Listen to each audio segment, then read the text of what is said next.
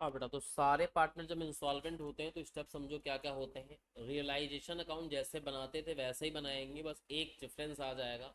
जो लाइबिलिटीज होंगी उसको हम ट्रांसफर नहीं करेंगे रियलाइजेशन अकाउंट में, क्योंकि सारे पार्टनर इंसॉल्वेंट होने का मतलब ही है सिंपल सा कि फर्म की जो लाइबिलिटी हैं वो पूरी नहीं हो पा रही। तो ऐसे में जो क्रेडिटर होंगे या और कोई लाइबिलिटी होगी फर्म की, उसका पूरा पेमेंट नहीं हो पाएगा। पूरा पेमेंट नहीं हो पाएगा, इसलिए उसको हम लोग कहाँ ट्रांसफ़र नहीं करेंगे, रिलाइजेशन अकाउंट में ट्रांसफ़र नहीं करेंगे। कोई भी लाइबिलिटी रिलाइजेशन में ट्रांसफ़र नहीं होगी। रिलाइजेशन में सिर्फ एसेट लिखेंगे, उनका पेमेंट लिखेंगे, ना लाइबिलिटी लिखेंगे ब्रॉट डाउन करके, और ना ही उनका पेमेंट करेंगे। ये चेंज आएगा रिलाइजेशन में। ठीक है। और फिर कुछ एक अकाउंट और बनता है, डिफिशेंसी अकाउंट। तो उसको कैसे हैंडल करते हैं वो देखने वाली बात अभी बताई जाएगी, सिखाई जाएगी। तो पहले इसके एक दो सवाल करेंगे, फिर इसके नोट्स बनवा देंगे, जैसा कि कल हम लोगों ने किया था। ठीक है, तो आपको बाद में नोट्स भी समझ में आ जाते हैं और सवाल के सवाल भी लग चुके होते हैं। तो आओ इसके लिए पढ़ो भाई क्वेश्चन नंबर 27। क्योंकि 27 के अंदर देखो क्या हो रहे हैं, सारे पार्टनर इंसॉल्वेंट हो रहे हैं। ठीक है, चलो एक बार क्वेश्चन नंबर 27 पढ़ लो, फिर कराते हैं। ऐसे में आपको इतने अकाउंट बनाने पड़ते हैं, लाइबिलिटी के अलग से अकाउंट बनते हैं, जितनी भी लाइबिलिटी हो।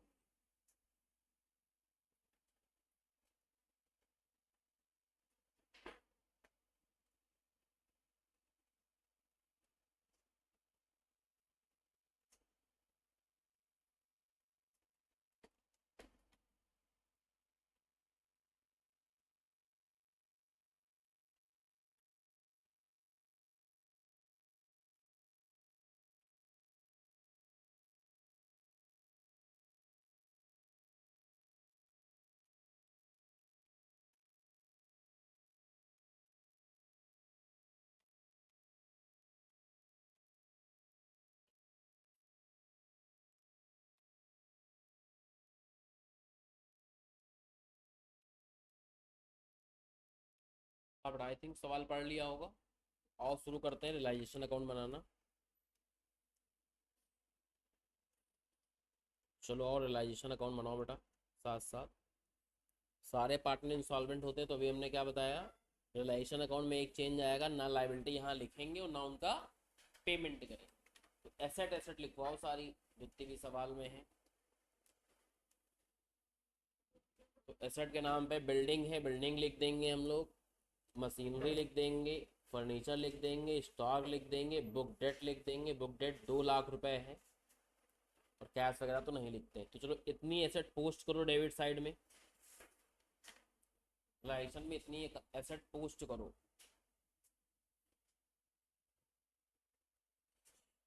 बिल्डिंग, मशीनरी, फर्नीचर, स्टॉक और बुक डेट यानी कि डेटर, इनको उठा के पोस्ट कर लो फटाफट रियलाइजेशन के अंदर।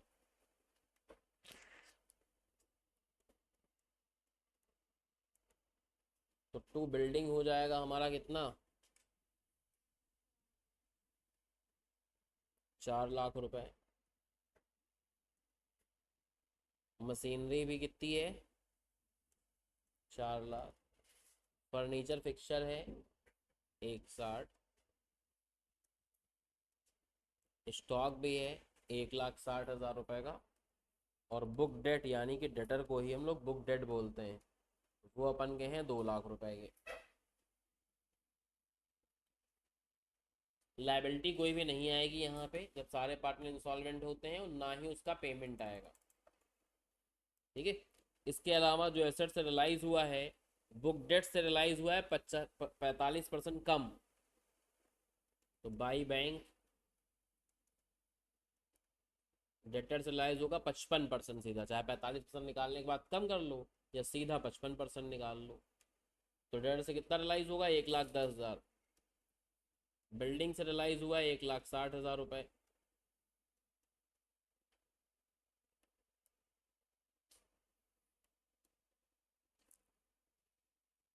इसके बाद स्टॉक से रिलाइज हुआ है 1 लाख रुपए।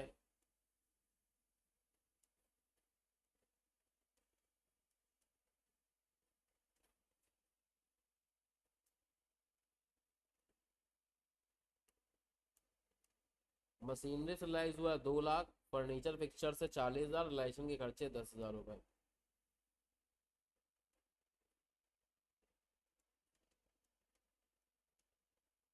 रिलाइजेशन के जो खर्चे होते हैं उसको इस साइड लिखते हैं, पता ही है आप, बैंक के नाम पे।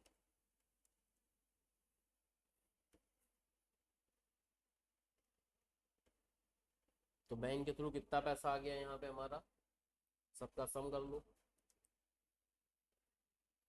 6 4 10, 6,10,000। इधर का टोटल हो रहा है, देखो कितना हमारा डेबिट साइड का। बाकी सब हो जाएगा लॉस ऑन रियलाइजेशन, जो सारे पार्टनर्स में डिस्ट्रीब्यूट कर लिया जाएगा जितने सवाल में होंगे।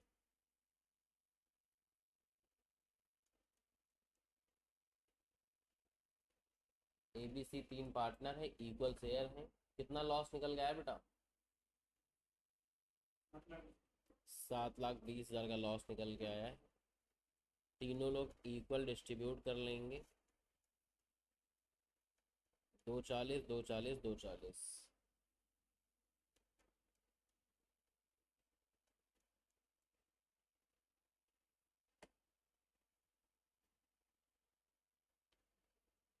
तो रिलेशन में क्या चेंज आया बेटा, कि अगर सारे पार्टनर इंसॉल्वेंट होते हैं तो ना लाइबिलिटी हम लोग रिलेशन में लिखेंगे और ना ही उनका पेमेंट रियलाइजेशन के थ्रू करेंगे, उसका अलग से अकाउंट ओपन होता है। बन गया बेटा, हटा दें इसको। इसके बाद बनाते हैं हम लोग सीधा बैंक अकाउंट, जिससे हम ये पता करते हैं कि कितना पेमेंट हम क्रेडिटर को कर पाएंगे, मतलब लाइबिलिटीज का हम कितना पेमेंट कर पाएंगे। जितना बैलेंस पेमेंट होता है वही हम लाइबिलिटी को कर पाएंगे। जैसे बुक्स में देखो क्रेडिटर्स हैं कितने के, अब देखते हैं कितना हम दे पाएंगे उनको। बैंक में देखो ऑलरेडी कितना पैसा पड़ा हुआ था, 10,000 रुपये। रियलाइजेशन के थ्रू कितना रियलाइज हुआ है, रियलाइजेशन में देखो 6,10,000, है ना, ये तो रियलाइज हुआ। और ये 10,000 रुपये इधर आ जाएगा, खर्चे बाई रियलाइजेशन। ठीक है। इसके बाद जिसकी प्राइवेट एसेट ज़्यादा होंगी, प्राइवेट लाइबिलिटी कम होंगी, उनसे एक्स्ट्रा पैसा आपको मिल जाएगा। ठीक है, उसका उसकी प्राइवेट एसेट से, क्योंकि आपको पता है कि पार्टनरशिप में लाइबिलिटी क्या होती है, अनलिमिटेड होती है। जितना भी प्राइवेट एसेट से सरप्लस अमाउंट बनेगा वो भी इनको पार्टनरशिप में लेके आना पड़ेगा। जैसे ए की देखो एसेट है 2.5 लाख की, लेकिन ए की प्राइवेट लाइबिलिटी भी 2.5 लाख की है, तो प्राइवेट लाइबिलिटी का पेमेंट हो जाएगा, ए के पास कुछ नहीं बचा एक्स्ट्रा, तो ए कुछ नहीं ले आके आ पाएंगे। बी के देखो प्राइवेट एसेट कितने की है, 2 लाख की, लाइबिलिटी कितने की है, तो बी के पास 20,000 रुपये बचेंगे, वो फर्म को देने पड़ेंगे। ठीक है, पार्टनरशिप का यही नियम कानून है कि आपकी प्राइवेट एसेट से जो भी एक्स्ट्रा पैसा आता है वो भी आपको फर्म में देना पड़ता है। और सी तो उल्टा चल रहे हैं, सी भी कुछ लेके नहीं आ पाएंगे। तो कौन कंट्रीब्यूट कर पाएगा डिसोल्यूशन के समय, जिसकी एसेट ज़्यादा होंगी प्राइवेट वाली, लाइबिलिटी कम होंगी, डिफरेंस अमाउंट वो भी लेके आ पाएगा। तो वही जैसे पिछले सवाल में लिखा था ना कि इनकी प्राइवेट एसेट से इतना पैसा रियलाइज हुआ, वही चीज़ आपकी निकाल रहे हो। तो बी की प्राइवेट एसेट से कितना रियलाइज होगा, 20,000 रुपये एक्स्ट्रा वाला। तो बी भी आपको 20,000 रुपये कॉन्ट्रीब्यूट करेंगे, जो इनका सरप्लस अमाउंट हुआ। ठीक है, realized from B's private estate, realized from B's private estate, ऐसे लिखा जाता।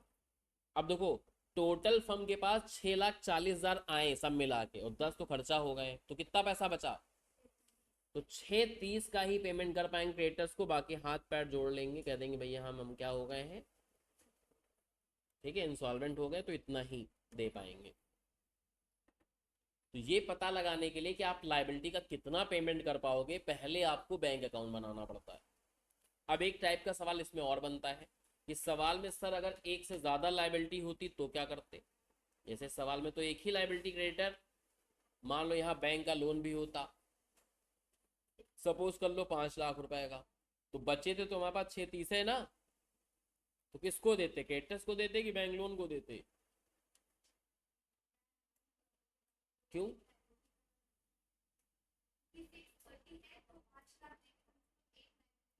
नहीं नहीं ऐसा नहीं, तो ये रोने गाने लगेंगे कि हम हमें पैसा चाहिए ना, फिर दोनों को देते इनके प्रोपोर्शन में पैसा, जिससे दोनों नाराज ना हो। समझ रहे हो? 3 लाइबिलिटी होती, तीनों को देते, देते 630 ही जितना बचा था, लेकिन जिसकी लाइबिलिटी ज़्यादा होती उसको ज़्यादा पेमेंट करते, जिसकी कम होती उसी प्रपोर्शन में देते। यहाँ प्रपोर्शन क्या बन रहा था, 2:1 का, तो फिर 2:1 में हम देते, थोड़ा क्रेडिटर्स को पैसा और थोड़ा लोन वाले को पैसा। समझ में आ रहा है? अभी सवाल में तो ऐसी प्रॉब्लम नहीं हो सकता, अगला सवाल लगाओ ऐसी प्रॉब्लम आ जाए, तो पहले से अवेयर करा दिया। क्लियर हो गया बेटा? जो नोट करो।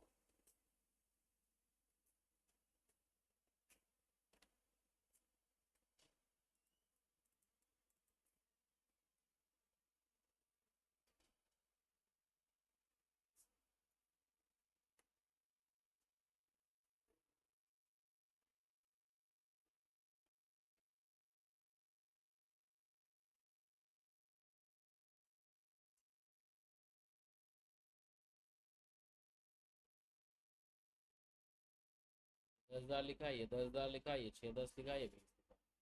इसके बाद बनाएंगे जो भी लाइबिलिटी है उसका account, creditors account. Liability creditors की कितनी थी, 10 लाख। और इनको बैंक के थ्रू आप पेमेंट कितना कर पा रहे हो, सिर्फ 630। बाकी चला जाएगा डिफिशियंसी अकाउंट में, तब जितना पैसा आप नहीं दे पाए, तो क्या बोलते हैं, डिफिशियंसी। जो पैसा नहीं दे पाता उसके लिए डिफिशियंसी बोला जाता है। ये बिल्स ऑफ एक्सचेंज में देखा था आपने, जिसको पैसा नहीं मिलता उसके एंगल से वही चीज क्या होती, बैड डेट्स होती। तो यहाँ डिफिशियंसी में चला जाएगा बैलेंसिंग फिगर, जो कि कितना हो गया, 3,70,000 रुपये। इसके बाद बनाएंगे पार्टनर्स कैपिटल अकाउंट।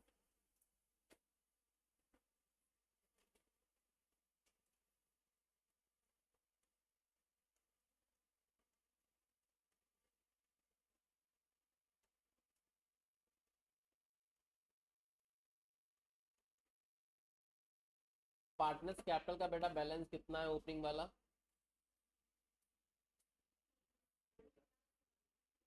1,60,000। 1,00,000 सी का, और बी का कितना है, निगेटिव है बी का 31। रियलाइजेशन का जो लॉस निकल के आया रियलाइजेशन वाले अकाउंट से पोस्ट कर लो, 240, 240 और 240। ठीक है। पार्टनर्स का जो लोन वगैरह रहता है उसको भी यहीं पे ट्रांसफर कर देते हैं अगर होता है तो सवाल में देखो पार्टनर्स का लोन है क्या कोई, किसका, ए का है। किस साइड लिखा है, लाइबिलिटी साइड लिखा है ना, तो इधर पोस्ट कर देंगे। क्रेडिट बैलेंस होगा क्रेडिट साइड पोस्ट करेंगे, डेबिट बैलेंस होगा डेबिट साइड पोस्ट करेंगे। तो 2 लाख रुपए है, 2 लाख रुपए यहाँ डाल देंगे। ठीक है। पार्टनर्स के लोन को आउटसाइडर लाइबिलिटी नहीं बोलते हैं। बैंक लोन होता तो आउटसाइडर लाइबिलिटी होता, लेकिन जो पार्टनर्स के लोन वगैरह होते हैं उनको क्या करते हैं, पार्टनर्स कैपिटल अकाउंट में पोस्ट करते हैं। तो ए का लोन यहाँ पे आ गया। इसके बाद बी की प्राइवेट एसेट से पैसा रिलाइज हुआ था, कितने रुपए, तो बी की प्राइवेट एसेट से 20,000 रुपये रिलाइज हुए थे, 20,000 रुपये वो डाल देंगे। इसके बाद पैसा होता तो सबको दे देते, लेकिन पैसा नहीं होता, इसी के चक्कर में तो सारी फर्म इंसॉल्वेंट हो जाती है। तो जो डिफरेंस आएगा उसको पोस्ट करते हैं डिफिशियंसी अकाउंट में। जिधर भी आएगा कहाँ डाल देंगे उसको, डिफिशियंसी अकाउंट में।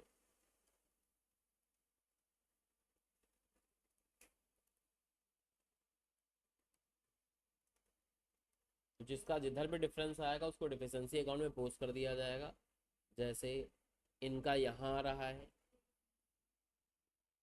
1,20,000, और बी और सी का इधर आ रहा है। ठीक है।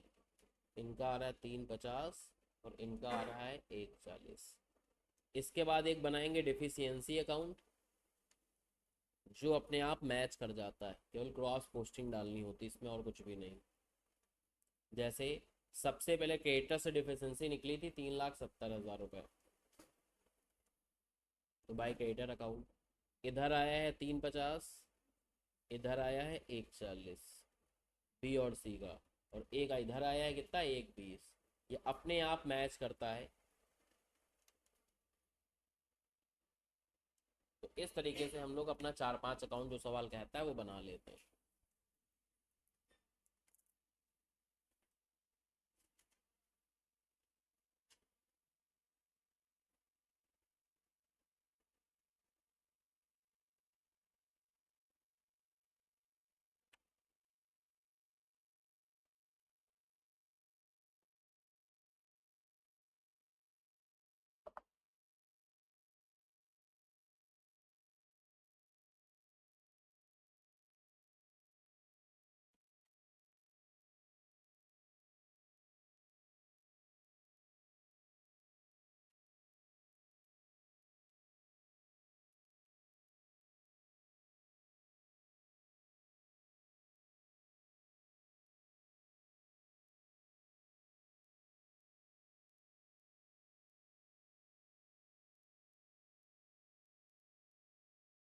हाँ बेटा बन गया, हटा दें।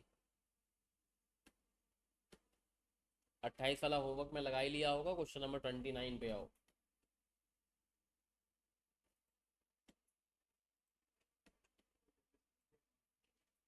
डिफिशिएंसी अकाउंट फिर से बता दें, बना ले, बना लो।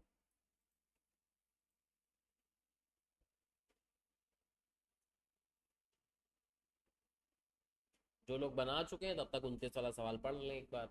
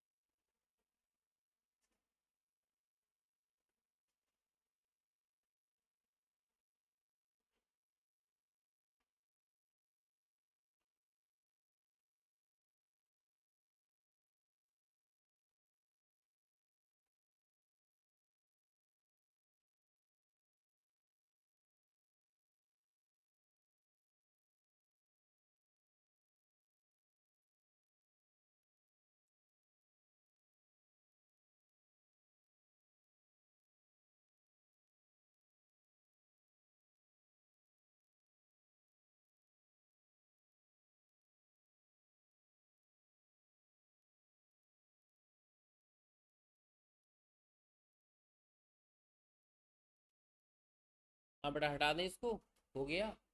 अब 29 वाले सवाल में देखो, वहां पे दो दो लाइबिलिटी हैं, एक बैंक लोन पड़ा हुआ है और एक क्या पड़ा हुआ है, तो जो अभी बता रहे थे वो देखो आ ही गया यहाँ सामने।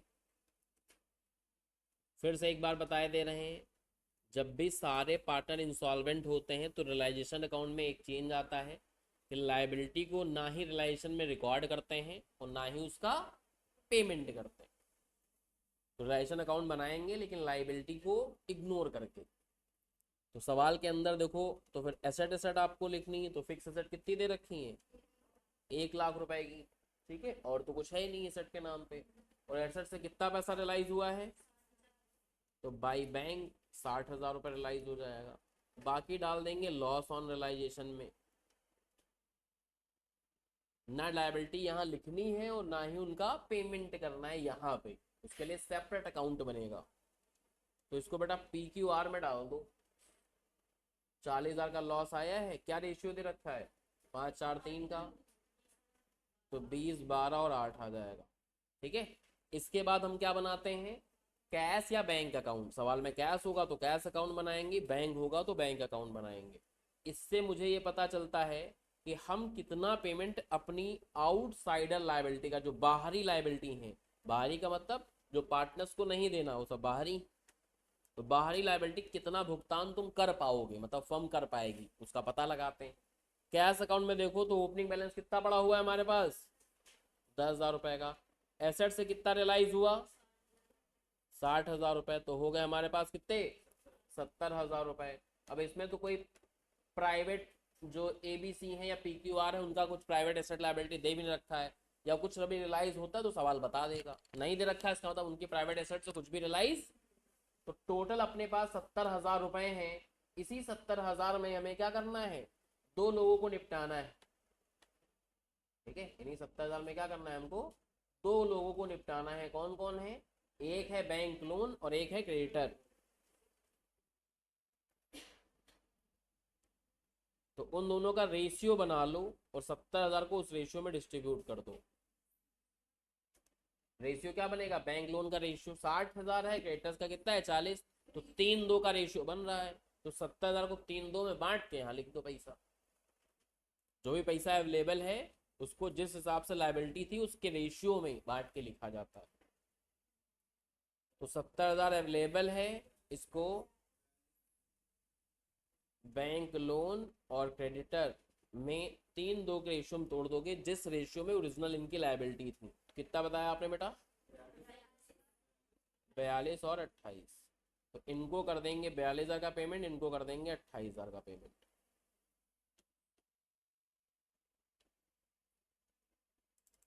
समझ में आ गए। इसके बाद बनाएंगे हम लोग क्या, जो भी लाइबिलिटी है उनके अकाउंट। अब यहाँ पे दो हैं, क्रेडिटर भी हैं और साथ ही साथ कौन सा है, तो इन दोनों के अकाउंट बनेंगे।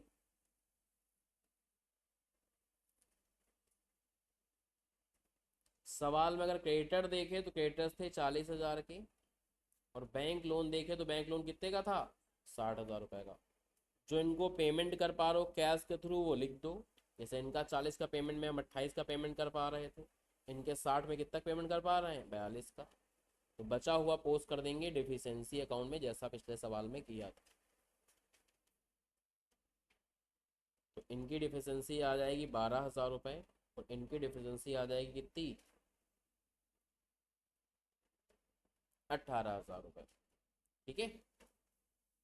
इसके बाद बनेगा पार्टनर्स कैपिटल अकाउंट, जिसमें 3 पार्टनर है PQR की। कैपिटल का बैलेंस देखो बेटा कितना है, 5,000 है, 3,000 है, 2,000। रियलाइजेशन का कितना लॉस निकल के आया था हम लोग का, 20,000, 12,000 और 8,000 रुपये। इसके बाद इनकी प्राइवेट एसेट से भी कुछ भी रियलाइज नहीं हो पाया है, तो जो डिफरेंस आएगा उसको कहाँ पोस्ट कर देंगे, डिफिशेंसी अकाउंट में। तो यहाँ आया डिफिशेंसी इनकी 15,000, यहाँ आ गई इनकी डिफिशेंसी कितनी, 9,000, और यहाँ कितनी आ गई, 6,000 रुपये। इसके बाद बना देंगे डिफिशेंसी अकाउंट, जिसमें केवल क्रॉस पोस्टिंग करनी होती है बस।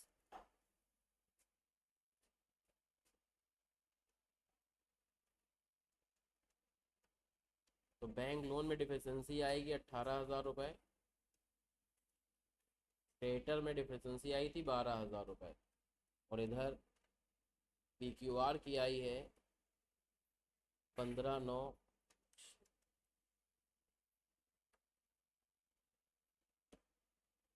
दोनों साइड आपका मैच हो जाएगा, सवाल खत्म हुआ।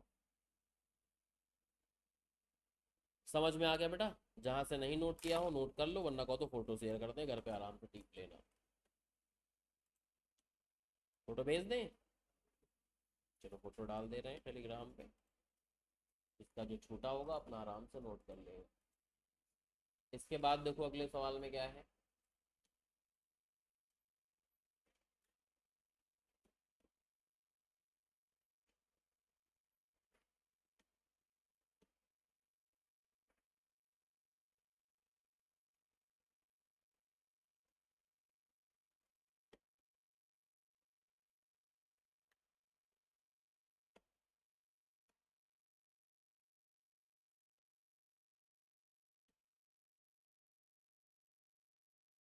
अब नए अगले सवाल में कितने पार्टनर इंसॉल्वेंट हुए, अगला टॉपिक शुरू हो गया क्या?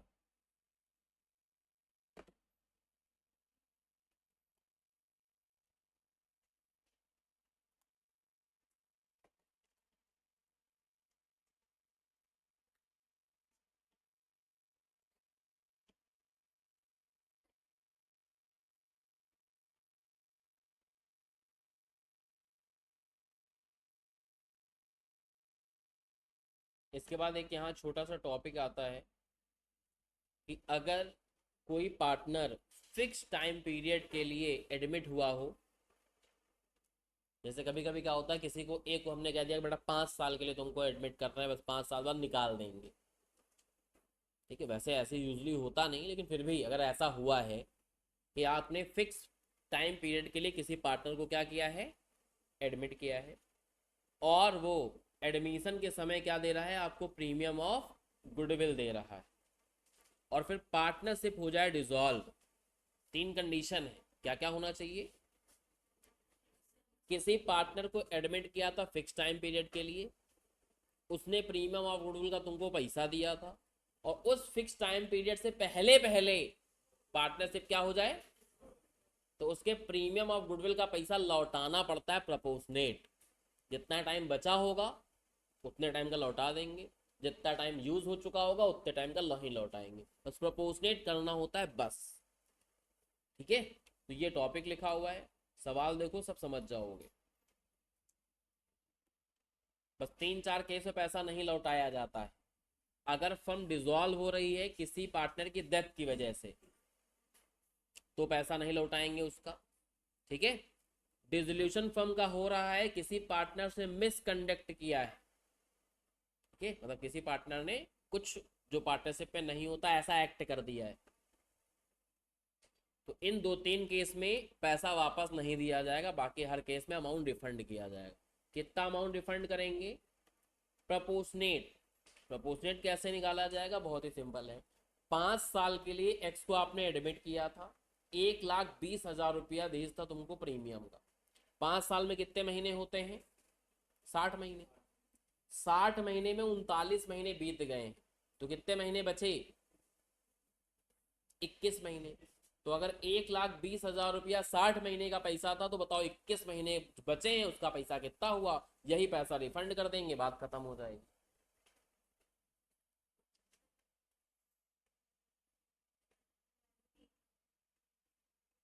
$1,60,000 डिवाइड बाई 60 इंटू 21, 42 ना, तो 42,000 रिफंड करना है। नहीं आया? 1,60,000, 1,20,000, वो 60 बोल दिया हमने, 1,20,000 डिवाइड बाई 60 इंटू 21, तो 42,000 का रिफंड करना है। किसको करना है? एक्स को। कौन करेगा? बाकी पार्टनर। तो इसका रिफंड कौन करेगा? जो भी रिफंड होगा कौन बियर करेंगे? Other partner. किसमें? अपने प्रॉफिट शेयरिंग रेशियो में। तो एक्स को अगर हटा दे तो वाई जेड का प्रॉफिट शेयरिंग रेशियो क्या है? 5-3। 42,000 को 5-3 में बांटो। ये उल्टा लिखा है क्या प्रॉफिट शेयरिंग रेशियो? यहाँ इन्होंने उल्टा लिख दिया, यहाँ काम इन्होंने सीधा किया, 3-2 में तोड़ा है। तो ये कार्ड के सवाल में XYZ लिख लेना।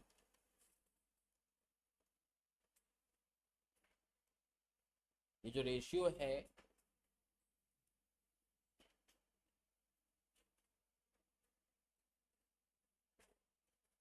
वो 5-3-2 का है।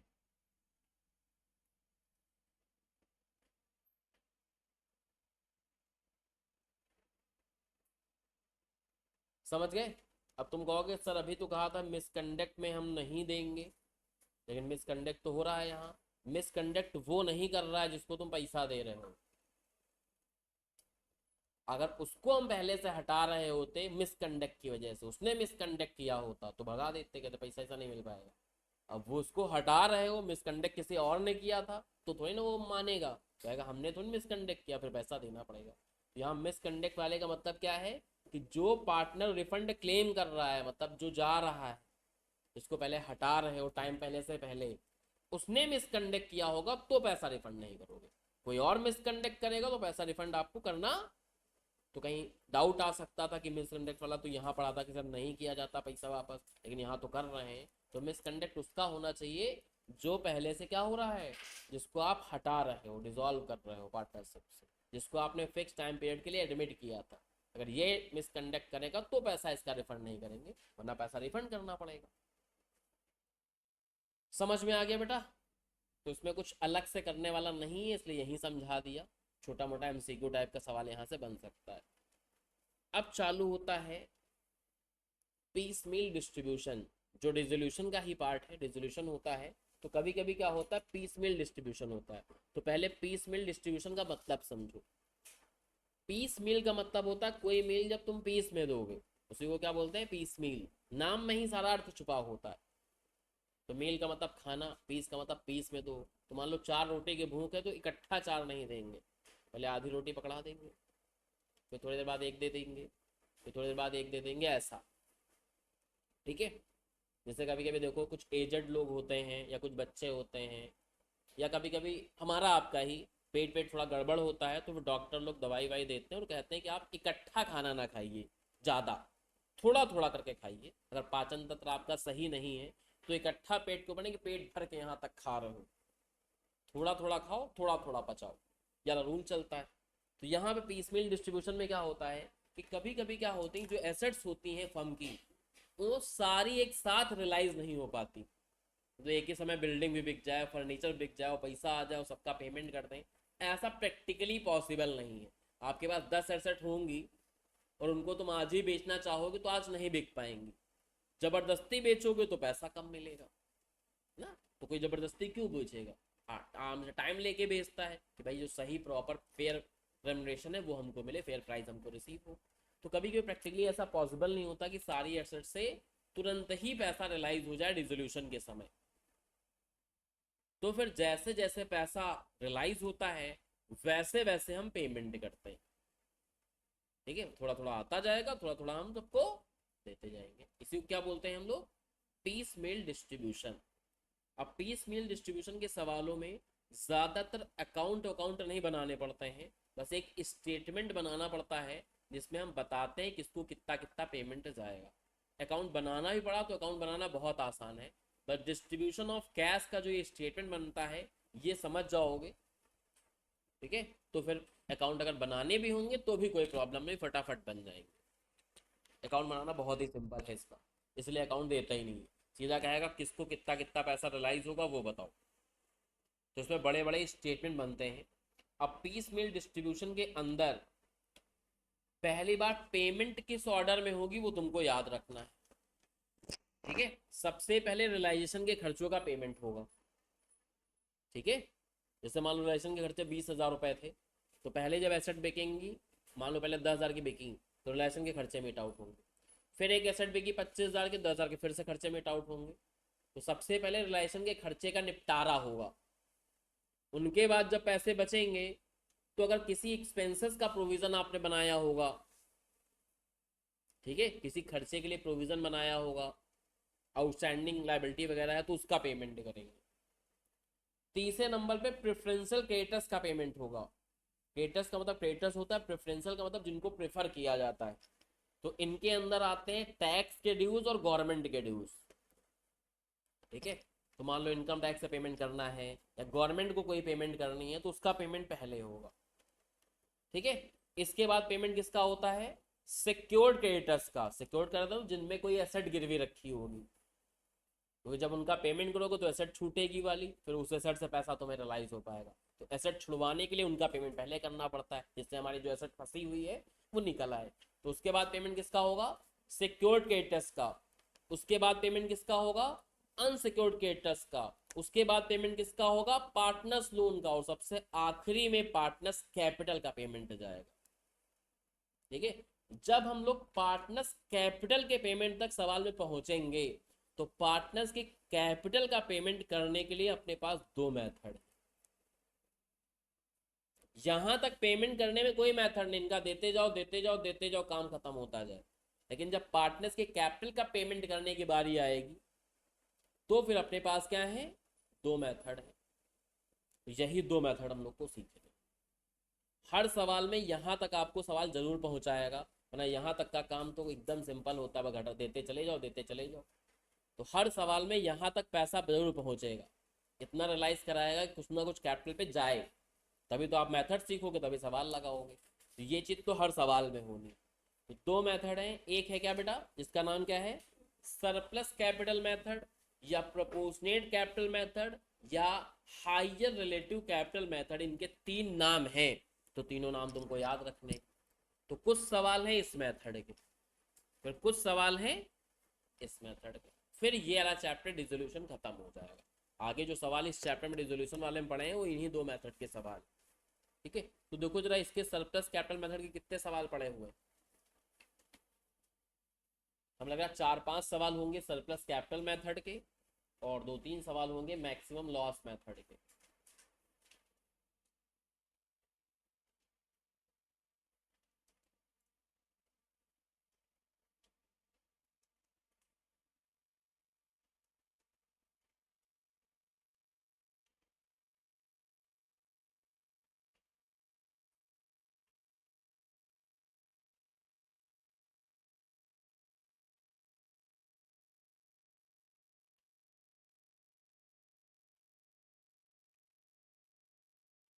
कितने सवाल मिले?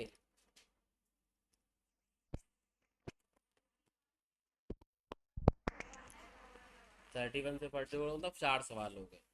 ठीक है, और फिर 35, 36, 37 और जो भी हैं इसमें वो सब अपना मैक्सिमम लॉस के होगा। मतलब इन दोनों मेथड कुल मिला के 3-3, 4-4 सवाल है ना। जब 3-3, 4-4 सवाल कर लोगे तो सारी चीज़ें अपने क्या हो जाएंगी? सेट हो जाएंगी मामला। ये ऑर्डर याद रखने वाला काम आपका है, जो आपको याद रखना पड़ेगा।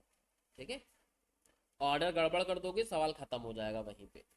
ठीक है, तो ऑर्डर गलत नहीं करना है।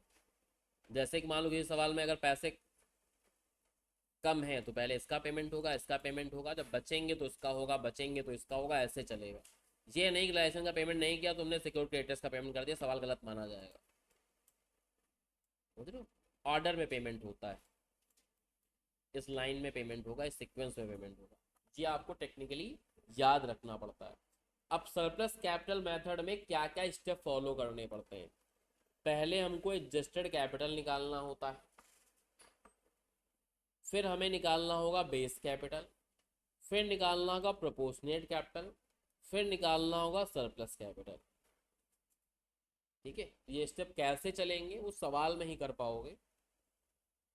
तो आओ एक सवाल करते हैं तो ज़्यादा क्लैरिटी आपको मिलेगी, और उसके लिए आ जाओ क्वेश्चन नंबर 31 पे।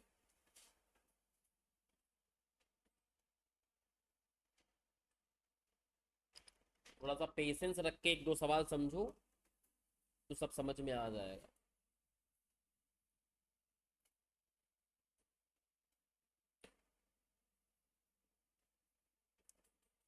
क्वेश्चन में अगर देख पा रहे हो तो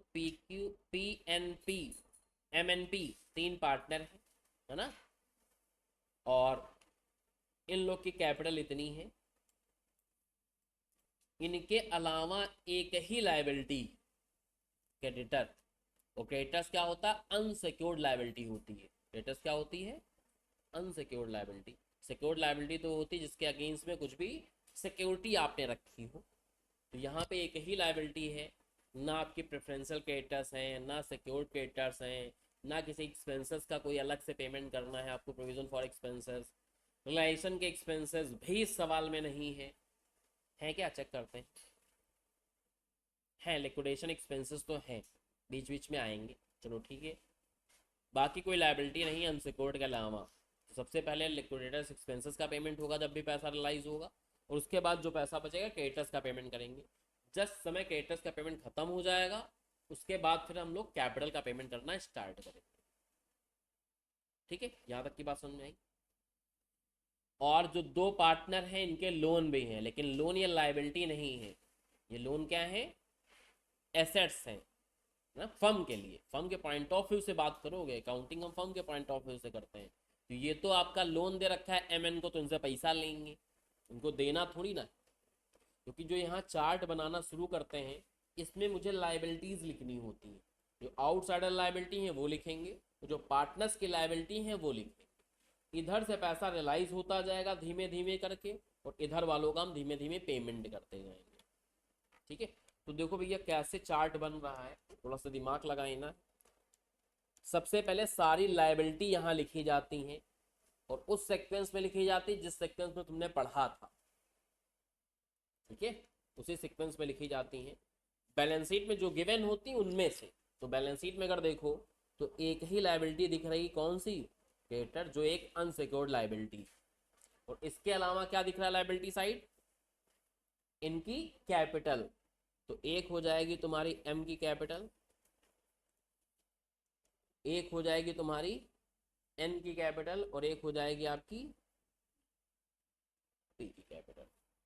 तो M की कैपिटल हो गई, N की कैपिटल हो गई, और साथ ही साथ P की कैपिटल हो गई। इनका कितना अमाउंट ड्यू था, मतलब कितना पेमेंट इन लोग को करना था हमें। तो क्रेडिटर्स का कितना पेमेंट करना है, 17,000। इनको कितना करना है, 55 ना। लाइबिलिटी साइड से फिगर उठा के लिख लेनी है तुमको। ठीक है, अब इनको 55 क्यों बोल रहे हैं समझो। 67,000 रुपए इनकी कैपिटल है, लेकिन 12,000 रुपए का क्या है इनका लोन। फर्म से लोन इन्होंने ले रखा है, तो नेट कर देंगे कि 12,000 तो लोन के कट गए, तुमको 55 देना है, तो इनको नेट कर लिया जाता है।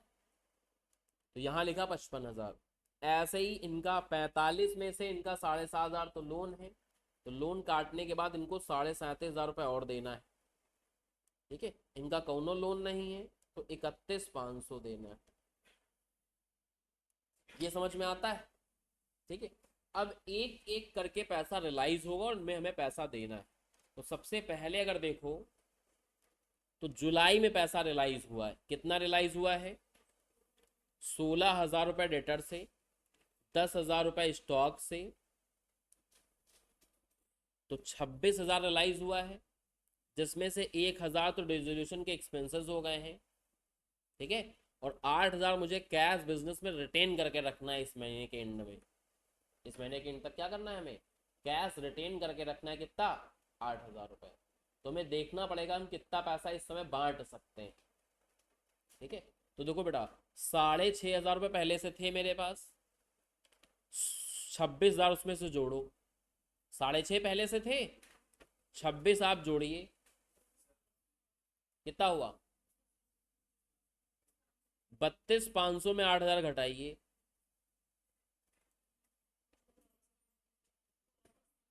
24,500, और 1,000 एक्सपेंसेस की बता दीजिए।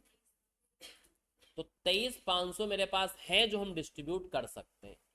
ये अलग वर्किंग नोट बना के निकालेंगे, लेकिन निकालेंगे ऐसे ही, क्या करेंगे, opening cash plus net amount realise. Net amount का मतलब है कि जो खर्चे हो जाए वही माइनस कर दो। तो नेट अमाउंट कितना रिलाइज हुआ, 25,000, वही हमने एक बार में घटवा दिए थे। तो 6,500 प्लस 25, जो नेट अमाउंट आपको रिलाइज हुआ है उसमें से जितना क्लोजिंग बचाना उतना छोड़ दो। इसका मतलब कितना बांट सकते हो वो पता चल जाएगा। तो कितना डिस्ट्रीब्यूट कर सकते हैं हम, 23,500 भी वर्किंग नोट बना के उसको लिखेंगे। हाँ बेटा, 6,500 ओपनिंग, 6,500 पहले से था, 25,000 आया, 31,500 हो गया, 31,500 में 8,000 बचा के रखने हैं, इसका मतलब 23,500 बांट सकते हैं, ठीक। अब सबसे पहले जो जुलाई में हम अमाउंट पे करेंगे इनको, वो कैसे करेंगे, ठीक है। तो यहाँ क्या हो गया, जुलाई डाल दिया। जुलाई में जो 23,500 आपका बचा, 17,000 का पेमेंट तो किसको कर देंगे, क्रेडिटर्स को, ठीक है। 17,000 का पेमेंट किसको कर देंगे हम लोग, क्रेडिटर्स को। बाकी पेमेंट इन 3 पार्टनर में जाएगा जिसकी प्रोपोर्शनेट कैपिटल ज्यादा होगी। अब ये कैसे है, इसके लिए वर्किंग नोट बनाना पड़ेगा, तब समझ में आ जाएगा। तो यही तो स्टेप है कि जितनी बार रिलाइज होगा उतनी बार वर्किंग नोट बनेंगे एक्स्ट्रा, तब पता चलेगा कि किसकी कैपिटल ज़्यादा है फिर कैपिटल कम, तो उसमें पेमेंट करना पड़ेगा, ठीक है। थोड़ा पेशेंस रख के समझना है तो चीज़ें आपको समझ में आएंगी, अदरवाइज समझ में नहीं आएंगी, ठीक? तो इधर देखो बेटा बोर्ड पे, ये M है, ये N है, और ये क्या है, इनके बैलेंसेस ऑफ कैपिटल, ठीक है। नेट करने के बाद, मतलब लोन माइनस करने के बाद, इनका आया था 55,000 रुपये ना, और इनका आया था 37,500, इनका आया था 31,500। इनको इनके PSR से डिस्ट्रीब्यूट कर दो, प्रॉफिट शेयरिंग रेशियो से। कितना रेशियो था इनका, डिवाइड करो, डिवाइड करना है, तो ये आएगा 11,000, ये आएगा 12,500, और ये कितना आएगा, ये जानते हो क्या अमाउंट बता रहा है कि अगर एक प्रॉफिट शेयर होता तो इन लोग की कितनी कैपिटल लगी। इनके 5 शेयर के लिए 55,000 फंसी है कैपिटल, इनके 3 शेयर के लिए कितनी फंसी है, 37,500, इनके 2 शेयर के लिए कितनी फंसी है, 31,500। तो पर एक शेयर ऑफ प्रॉफिट के लिए इतनी इतनी कैपिटल बची है। इसमें से जिसकी कैपिटल मिनिमम आती है उसको हम बेस बनाते हैं, ठीक है। किसकी मिनिमम आई है, M की। इसकी प्रोपोर्शनेट कैपिटल क्या होती है, मिनिमम आती है, उसको हम क्या बनाते हैं, बेस बनाते हैं। तो यहाँ M के कैपिटल को बेस बनाया जाएगा क्योंकि ये तीनों में क्या है, मिनिमम। मतलब ये लोग कहते हैं कि इनका 5 शेयर है तो 55,000 फंसा, तो हमारा तो 3 शेयर, तो हमारा तो 33 होना चाहिए था पैसा, समझ लो। और ये कहते हैं हमारा 2 शेयर, तो हमारा तो 22,000 फंसा होना चाहिए था। तो हम यहाँ क्या करते हैं, फिर निकालते हैं प्रोपोर्शनेट कैपिटल, ठीक है। Proportionate capital taking M's capital as base. तो इनकी कैपिटल को बेस बनाना है और फिर सोचना है कि इनकी इनकी कैपिटल क्या होगी। तो कुछ नहीं करना है, जिसकी बेस कैपिटल है उसको इनसे शेयर से मल्टीप्लाई कर दो। 11 इंटू 5 55, 11 इंटू 3 33, और 11 इंटू 2। ये जो बैलेंस थी ये है आपकी एक्चुअल कैपिटल और ये क्या है, ये आपकी प्रपोर्शनेट कैपिटल। फिर इसमें से इनको माइनस करते हैं तो पता चलती है कि हमारी एक्सेस कैपिटल कितनी। ठीक है, क्या पता चलेगा हमारा कि हमारी एक्सेस कैपिटल कितनी है। कैसे निकालेंगे, actual capital minus proportionate capital. तो इनका कुछ भी एक्सेस नहीं है। इनका कितना आया 4,500, इनका कितना आया 9,500। ठीक है, इस एक्चुअल वाली कैपिटल से माइनस करना है ये प्रपोर्शनेट वाला कैपिटल। ठीक है, यहां तक समझ में आ गया। चलो बहुत अच्छी बात है। इसके बाद अभी भी 2 की एक्सेस कैपिटल है। ठीक है, अगर पैसा हमारे पास और ज्यादा होता, क्योंकि देखो बेटा 17 देने के बाद बांटना हमको 23,500 है, तो बचा कितना है सिर्फ 6,500। कितना बचा है, अगर अपना पैसा होता 15,000 के आसपास तो दोनों के इनको 4.5 देते, इनको 9.5 दे देते, एक्सेस पैसा इनका खत्म हो जाता। लेकिन इतना पैसा तो है नहीं। कितना पैसा है सिर्फ हमारे पास, तो अब इसका प्रपोर्शनेट करना पड़ेगा कि इनमें किसका ज्यादा है। तो इस एक्सेस कैपिटल को फिर से डिवाइड करेंगे पीएसआर से। इन लोग के इसका कुछ भी नहीं है, इनको इनके पीएसआर से डिवाइड करो। कितना आया 1,500। इनका कितना आया, ये किसका कम आया है। फिर इसको बेस बना के फिर से प्रोपोर्शनेट निकालेंगे। इसको बेस बना के फिर से प्रोपोर्शनेट निकालेंगे। ठीक है, ये एक बार बन जाएगा तो बार बार नहीं करना पड़ेगा, एक ही बार वर्किंग नोट बनता है। फिर यही सिस्टम सेट हो जाए किसको पेमेंट कैसे कैसे करेंगे। एक बार वो सेट हो गया तो पहला स्टेटमेंट फटाफट बन जाएगा, झमाझम जल्दी से, कोई दिक्कत नहीं। तो ये मिनिमम आया है, तो फिर क्या निकालेंगे, यहाँ फिर से निकालेंगे हम लोग क्या, revise proportionate capital. Revised proportionate capital. इसको बेस बना लो। 1,500 इंटू 3 कितना हो गया 4,500। 1,500 इंटू 2 कितना हो गया 3,000। फिर इस एक्सेस वाले में से इसको माइनस कर देना है रिवाइज प्रोपोर्शनल को। ठीक है, तो इनकी क्या आ जाएगी, रिवाइज एक्सेस आ जाएगी। उसका नाम ये लोग लिखते हैं रिवाइज एक्सेस। रिवाइज्ड एक्सेस कैसे निकलेगी, एक्सेस वाले में से माइनस करना है आपको रिवाइज्ड प्रोपोर्शनल। तो ये आ जाएगी नील और ये कितना आ जाएगा। अब देखो क्या पता चला है कि सबसे पहले पी की 6,500 का पेमेंट होगा, क्योंकि इसकी कैपिटल इन दोनों की तुलना में जिस हिसाब से इनका प्रॉफिट सेल रेशियो है उस हिसाब से बहुत ज़्यादा है। तो सबसे पहले 6,500 का पेमेंट इनका होगा। इनका जब 6,500 का पेमेंट हो जाएगा उसके बाद इनका पेमेंट होगा 4,500 का और इनका पेमेंट होगा 3,000 का। ठीक है, क्योंकि 9.5 इनकी एक्सेस थी, जिसमें से अगर 6.5 का पेमेंट कर दोगे तो यहाँ कितना बचेगा 3,000 रुपए। तो अगला जब पैसा आएगा तो 4.5 इनको देंगे और 3,000 इनको देंगे। फिर इन लोग की एक्सेस जो कैपिटल थी उसका पेमेंट हो जाएगा। उसके बाद जब जब पैसा आता जाएगा पीएसआर में बांटते जाएंगे, खेल खत्म। समझ गए, उसको हम क्या करेंगे दोबारा पीएसआर में डिस्ट्रीब्यूट करते जाएंगे और क्या हो जाएगा, खेल खत्म हो जाएगा।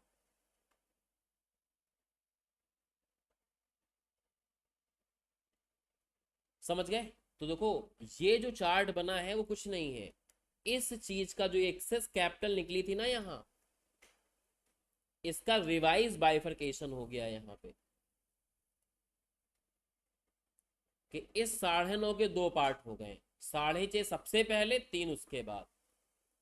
तो यहाँ जो पेमेंट जाएगी सबसे पहले जब कैपिटल का पेमेंट करना चालू करेंगे तो सबसे पहले 6,500 का कैपिटल किसको मिलेगा, पी को। उसके बाद इनको 4,500 और 3,500 इनको मिलेंगे, मतलब अगले 7,500 में केवल एम और पी को मिलेगा कितना पैसा 7,500 रुपए। और उसके बाद जो कैपिटल का पेमेंट करना होगा वो पीएसआर में करते चले जाएंगे। ये इसका मीनिंग होता है। अर्थ ये है कि जिसकी प्रोपोर्शनेट कैपिटल ज्यादा है उसका पेमेंट पहले जाए, जिससे नुकसान सबको पीएसआर के फॉर्मूले में, आखिरी में जो लॉस हो तो सबको पीएसआर के रिस्पेक्ट में। तो जैसे बराबर बराबर कैपिटल नहीं है, बराबर बराबर पीएसआर नहीं है, तो बराबरी पे लाने के लिए ये किया जाता है, इसलिए इसका मेथड है, नाम ही है हायर रिलेटिव कैपिटल मेथड। जिसकी रिलेशन में कैपिटल ज़्यादा है, हायर है, उसका पेमेंट पहले जाएगा, जिसकी रिलेशन में कैपिटल कम है उसका पेमेंट बाद में जाएगा। तो इस चार्ट को बनाने के बाद मुझे क्या रियलाइज हुआ है, मतलब पैटर्न ऑफ डिस्ट्रीब्यूशन क्या आ जाएगा, pattern of distribution of capital.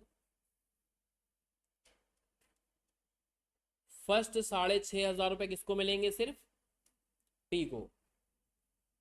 Next 7,500, next 7,500 कहां से पता चल रहा है, यहां से। नेक्स्ट 7,500 में क्या होगा,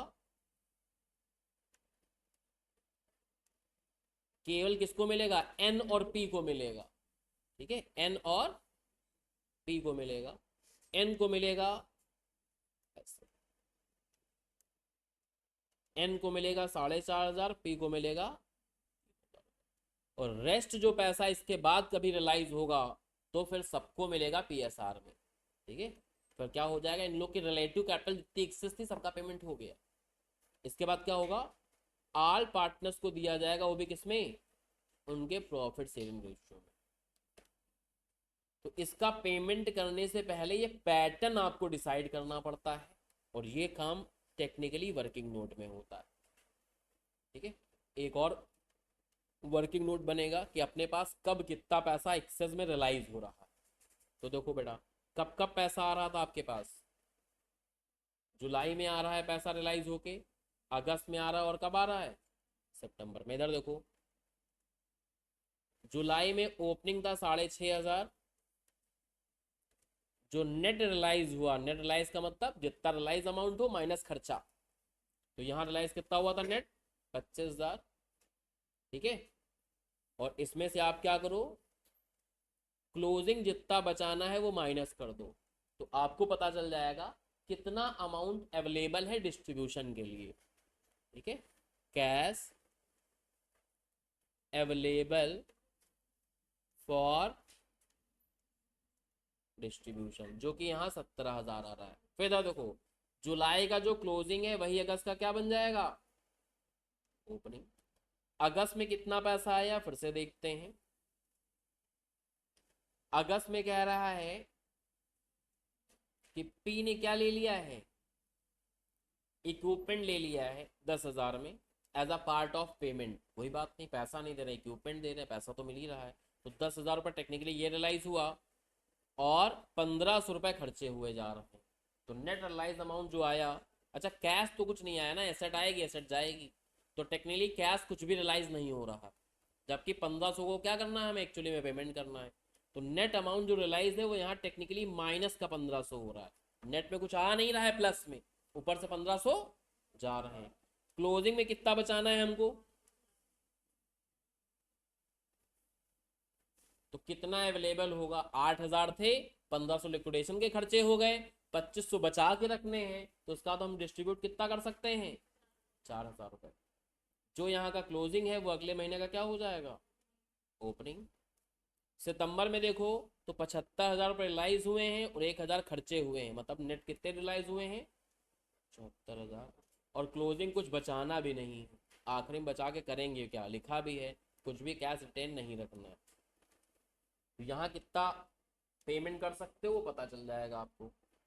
अच्छा ये 2,500 तो मतलब है प्लस का ही, हमने माइनस में लिखा हो तो माइनस करते हैं ना, बैलेंस तो पॉजिटिव हमने वो माइनस में लिख दिया, इससे माइनस बैलेंस लग रहा था, है तो वो पॉजिटिव बैलेंस ना, घटाते हो तो फॉर्मूला है ऐसा, यानी कितना माइनस कर पाओ, मतलब पेमेंट कर पाएंगे 76,500। तो एक ये वर्किंग नोट बनाना पड़ता है। ये दोनों समझ में आ गए।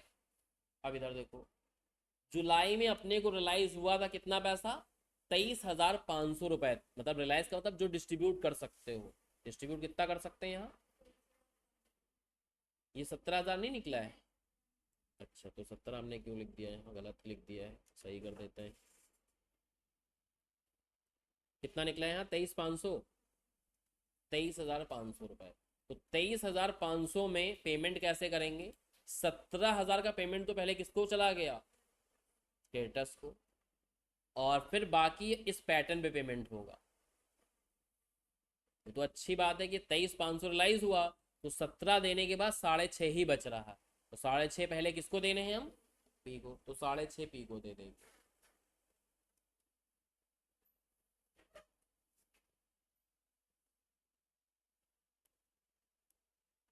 6,500 पी को दे देंगे, और इसके बाद इनके बैलेंस अमाउंट निकाल लेंगे, कितना बैलेंस बचा।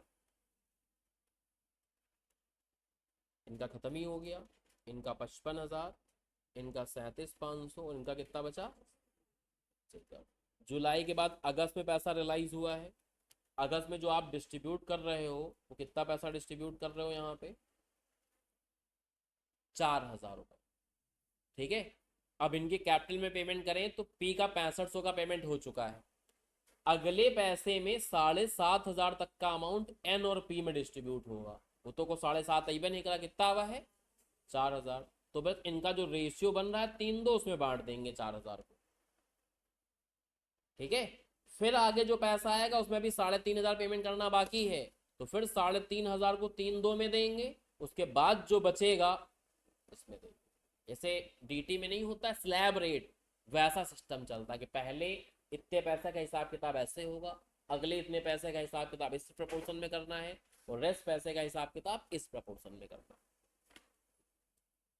तो जो अगस्त में आपके पास 4,000 रुपए आ रहे हैं, इस 4,000 को क्या करेंगे, क्योंकि पैसा 7,500 डिस्ट्रीब्यूट करना था, अगला 7,500 लेकिन है ही नहीं, तो केवल एन और पी में दे देंगे। किसमें, 3:2 के रेशियो में। तो 4,000 को 3:2 में डिस्ट्रीब्यूट कर दो बेटा, कितना आया 2,400 और 1,600। एक ये तरीका है, और दूसरा तरीका क्या है समझो, क्योंकि पी को एक इक्विपमेंट भी पी ले जा रहे हैं। पी क्या ले जा रहे हैं, इक्विपमेंट ले जा रहे हैं। ठीक है, तो पी को वैसे अगर यहां से देखो इक्विपमेंट वाला लफड़ा ना होता तो सवाल ज्यादा आसान होता, लेकिन आसान के चक्कर में नहीं पड़ना, जो है सवाल में वो है। इसलिए इसमें भी वैरायटी ऑफ क्वेश्चन आएंगे, कभी इक्विपमेंट ले जाए कभी नहीं ले जाएगा।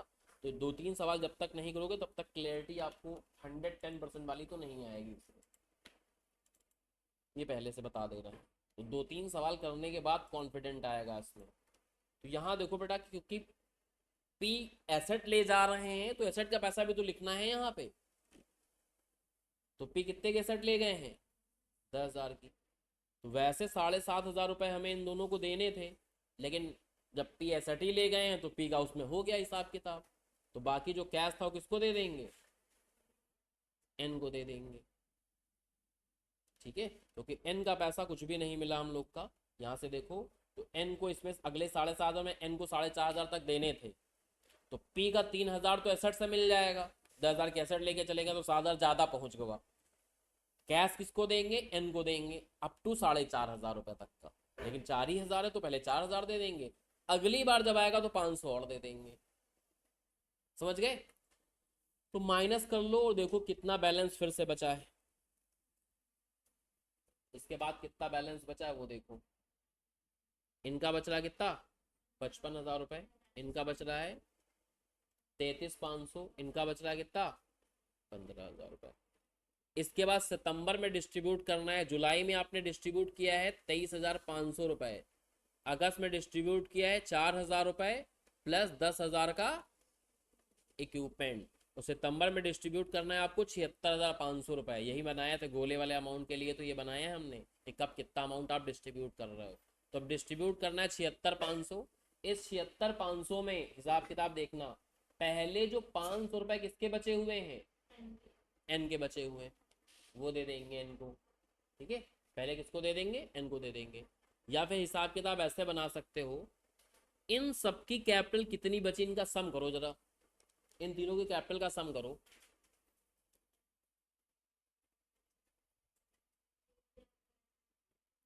वरना फिर एक स्टेटमेंट फिर से वर्किंग नोट बनाना पड़ेगा दूसरा वाला। ठीक है, वो ना बनाना चाहो तो दूसरा तरीका बता देते, उससे काम कर पाओगे आखिरी पेमेंट के लिए। वरना फिर हिसाब किताब इनका 500 दे, इनका भी हिसाब किताब तो 7,000 ज्यादा जा चुके हैं। जब भी बीच में कोई एसेट वेसेट लेके चला जाएगा तो ये पैटर्न फिर से बदल जाएगा कि तुम ज्यादा दे दियो, 3,000 तो देना था, 7,000 ज्यादा दे दियो एसेट का। तो फिर इसको फिर से बनाना पड़ेगा। उसका विकल्प क्या है, दूसरा तरीका, इन तीनों का टोटल बताओ जरा कितना हुआ। 1 लाख, 1,03,500 में दे कितना पाएंगे, बाकी सब इन लोग का नुकसान होगा, माइनस कर दो उसमें से, कितना आया, 27,000। तो इन लोग को 27,000 का घाटा सहना है। मतलब इसको पेमेंट करने के बाद अब तो कोई पेमेंट नहीं कर पाएंगे ना, और पेमेंट नहीं कर पाएंगे तो जो बचा हुआ क्या होगा, उसको क्या बोलेंगे हम लोग टेक्निकल भाषा में, रियलाइजेशन लॉस। लॉस हमने पहले पहचान लिया, कैसे, इन तीनों का सम करके बताओ जरा कितना बताया था आपने, 1,35,100, और पेमेंट आप कर पाओगे 76,500 का। तो रियलाइजेशन लॉस टोटल में पता चल जाएगा कितना हुआ, माइनस को दो कितना आया, 27,000 रुपए एग्जैक्ट।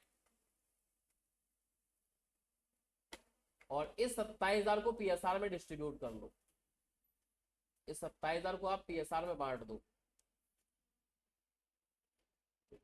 13,500,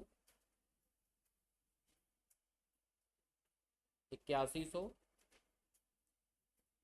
और यहाँ बैलेंस पेमेंट हो गई 55,000 में 13,500 घाटा हुआ, बाकी दे दिया इनको। इनको कितना दे दिया, 41,500, 33,500 में 8100 का घाटा हुआ, बाकी पेमेंट कर दिया।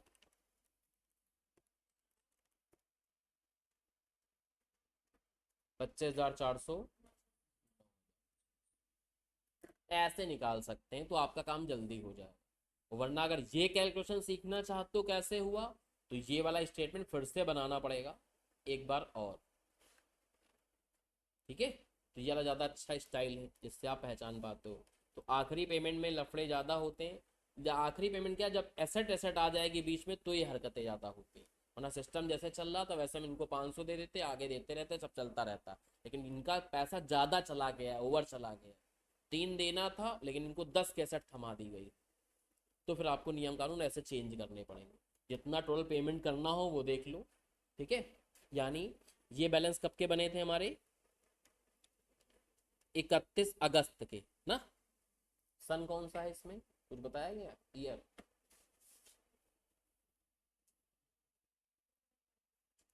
तो 31 अगस्त 2022। तो हमने देखो क्या लिखा है यहाँ, balance of capital as on 31 अगस्त 22 को बैलेंस बचा था 1,35,000 रुपए, और माइनस अवेलेबल फॉर डिस्ट्रीब्यूशन जो कि है कितना, 76,500। तो ये आ जाएगा आपका क्या, रियलाइजेशन लॉस, जो कि कितना बताया था आपने, इसको पीएसआर में बांट दो, ठीक है, 5, 3, 2 में। जब यहाँ स्टेप बाय स्टेप चल रहा, वहाँ तो इकट्ठा हो गया। तो इनका आया था 27,000, इनका आया था 13,500, नहीं 13,500 आया था, नहीं आया 13,500 नहीं आया था, इनका आया था 8100, और इनका आया था 5400 रुपये। इनका 13,500 आया, अच्छा इनका 13,500 आया। तो ये पैसा उठा के हमने लिख दिया, जो आपको वर्किंग नोट 3 से दिख जाएगा। इसका नाम लिख दिया हम लोगों ने वर्किंग नोट नंबर 3। और ये जो आखिरी वाली पेमेंट आ गई, ये आ गई यहाँ पे क्या, बैलेंसिंग, ठीक है। असली आंसर ये है, बाकी सब तो वर्किंग नोट। लेकिन ये आंसर निकालने के लिए पहले आपको ये स्टेटमेंट बनाना पड़ेगा, फिर ये बनाना पड़ेगा। और इसकी ज़रूरत तो तब पड़ती है जब बीच में कोई एसेट एसेट का पेमेंट चला जाए, अदरवाइज इसकी नीड नहीं पड़ती। समझ में आ गया बेटा, चलो इसको बना डालो तुरंत के तुरंत। जब तक बनाओगे नहीं 2-4 बार, तब तक आपका हैंड आई कोऑर्डिनेशन सेट नहीं होगा, और तब तक आगे के सवाल करने में दिक्कत आएगी।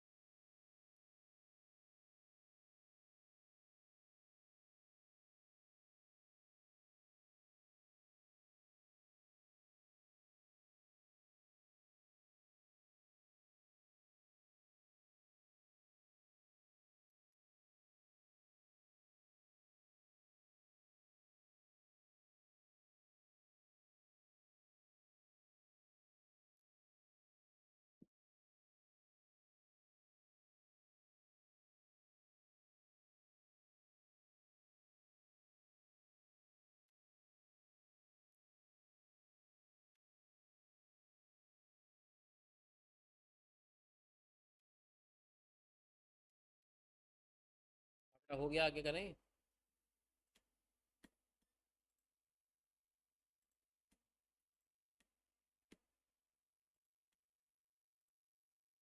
चलो छोड़ो, अच्छा फोटो भेज रहे हैं, अगला सवाल पढ़ो। जब तक 3 4 सवाल बैक टू बैक करोगे नहीं तब तक मज़ा नहीं आएगा इस टॉपिक में। जब तक मज़ा नहीं आएगा तब तक पढ़ने से कोई मतलब है नहीं। मज़ा आना ज़रूरी।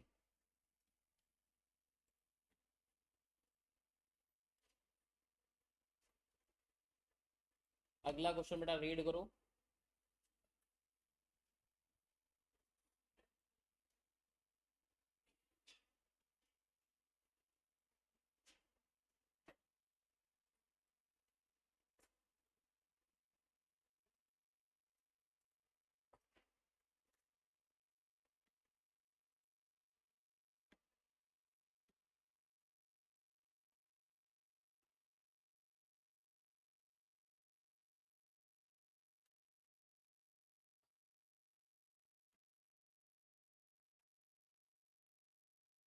क्वेश्चन नंबर 32 है, 32। 32 करते हैं। 32 वाले अगर सवाल में आप लोग देख पा रहे हैं,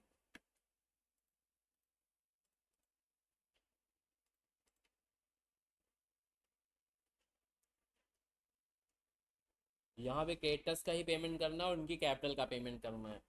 ठीक है, ये सारी एसेट्स हैं। ठीक है, इनके करंट अकाउंट बढ़े हुए हैं तो करंट अकाउंट का उसी तरीके से नेट कर लेंगे जैसे अभी किया था हम लोगों ने। ठीक है, करंट अकाउंट का भी उसी तरीके से नेट इम्पैक्ट कर लेंगे हम लोग।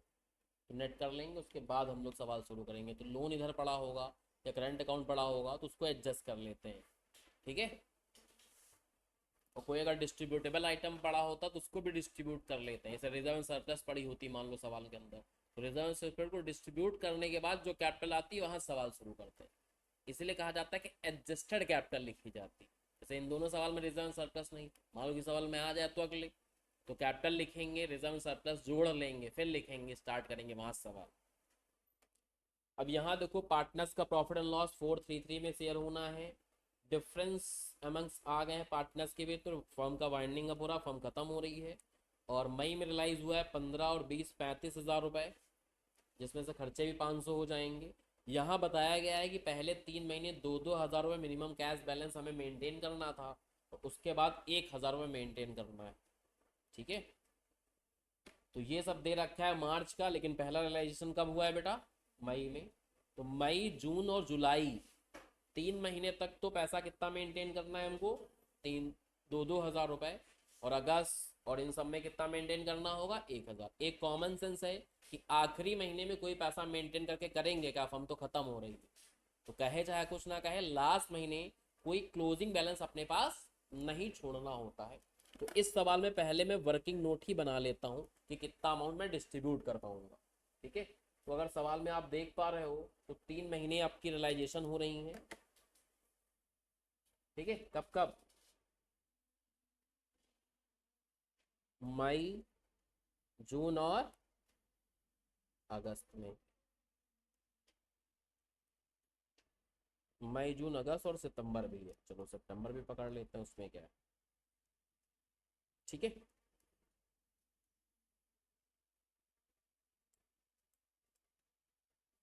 तो मई जून अगस्त और सितंबर।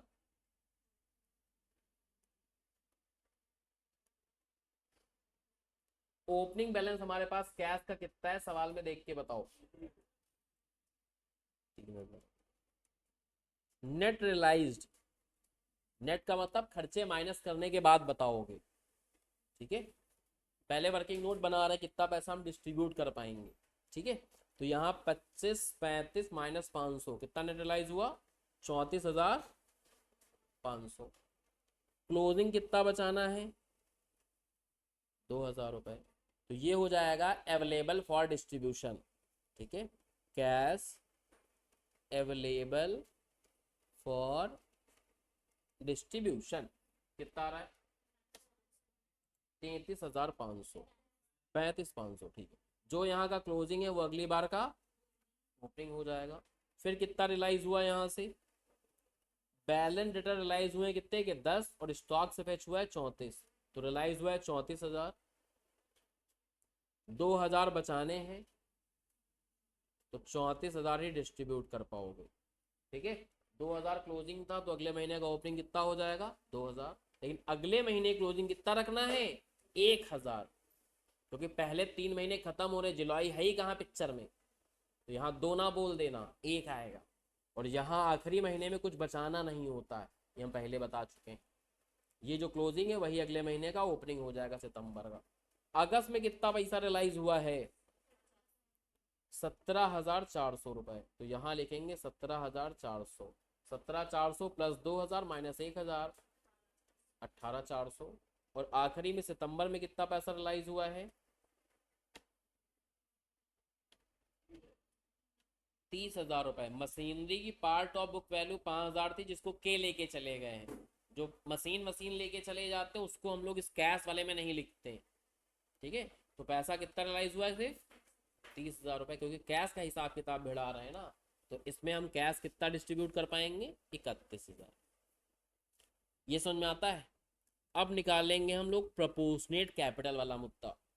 ठीक है, तो कितने पार्टनर हैं हम लोग के यहाँ इस सवाल में 3 पार्टनर हैं, ए बी, अच्छा, एल, के और जे। इनकी एडजस्टेड कैपिटल कितनी आ गई, मतलब वो करंट अकाउंट को माइनस करने के बाद, एडजस्टेड कैपिटल या एक्चुअल कैपिटल उसको बोलते हैं। हाँ बेटा, कैपिटल माइनस करने के बाद बताओ 40, 26, इसको PSR से डिवाइड कर दो, 4, 3, 3 से 10,000, 8,667 और 8,000। ठीक है, जो मिनिमम आता है उसी को बेस बनाते हैं, उससे निकालते हैं प्रोपोर्शनेट कैपिटल।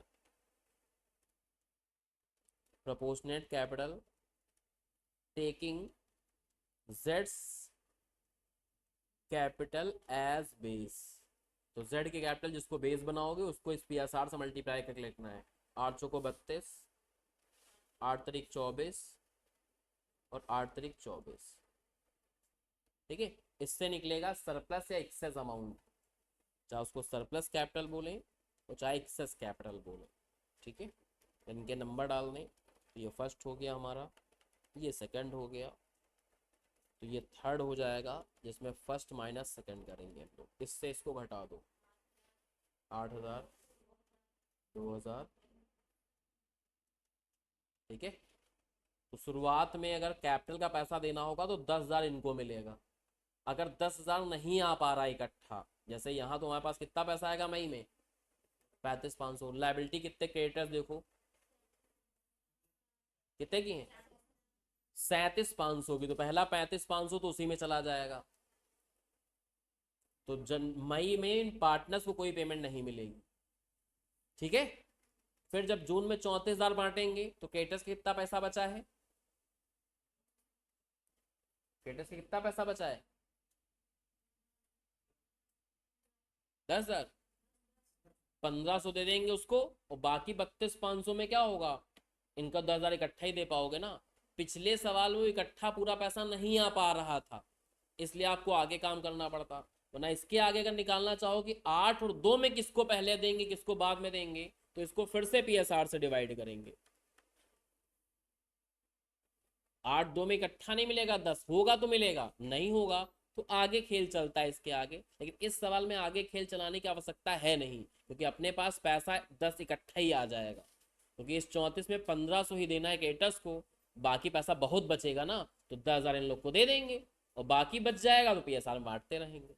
ये अगर ये पैसा मान लो सपोज कर लो होता 6,000 रुपया, तो 1,500 कैपिटल का देते, 1,500 क्रेडिटर्स का देते, फिर कितना बचता 4500, फिर इनमें लड़ाई होती किसको कितना दे, तो फिर इनका निकालते कि किसकी ज्यादा ओवर है, एल की ज्यादा अच्छी है कि के की ज्यादा है, इन दोनों का कंपेरिजन करके।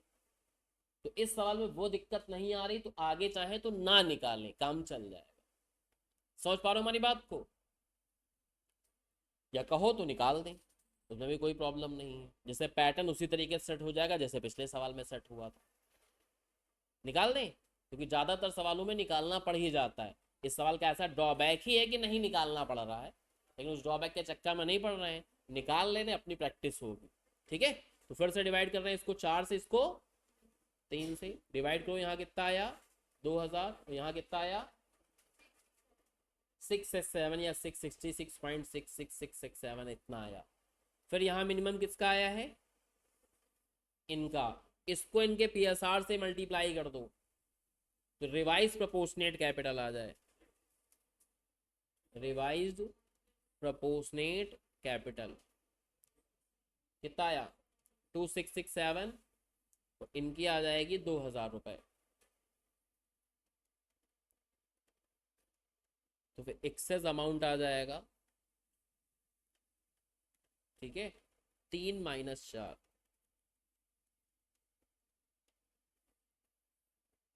तो यहाँ आ रहा है 5333, यहाँ आ रहा है नील।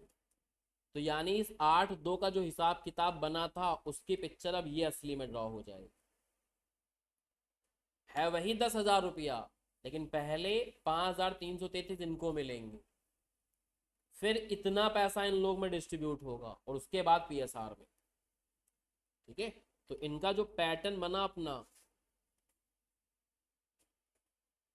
इनका जो पैटर्न बना डिस्ट्रीब्यूशन का, पैटर्न ऑफ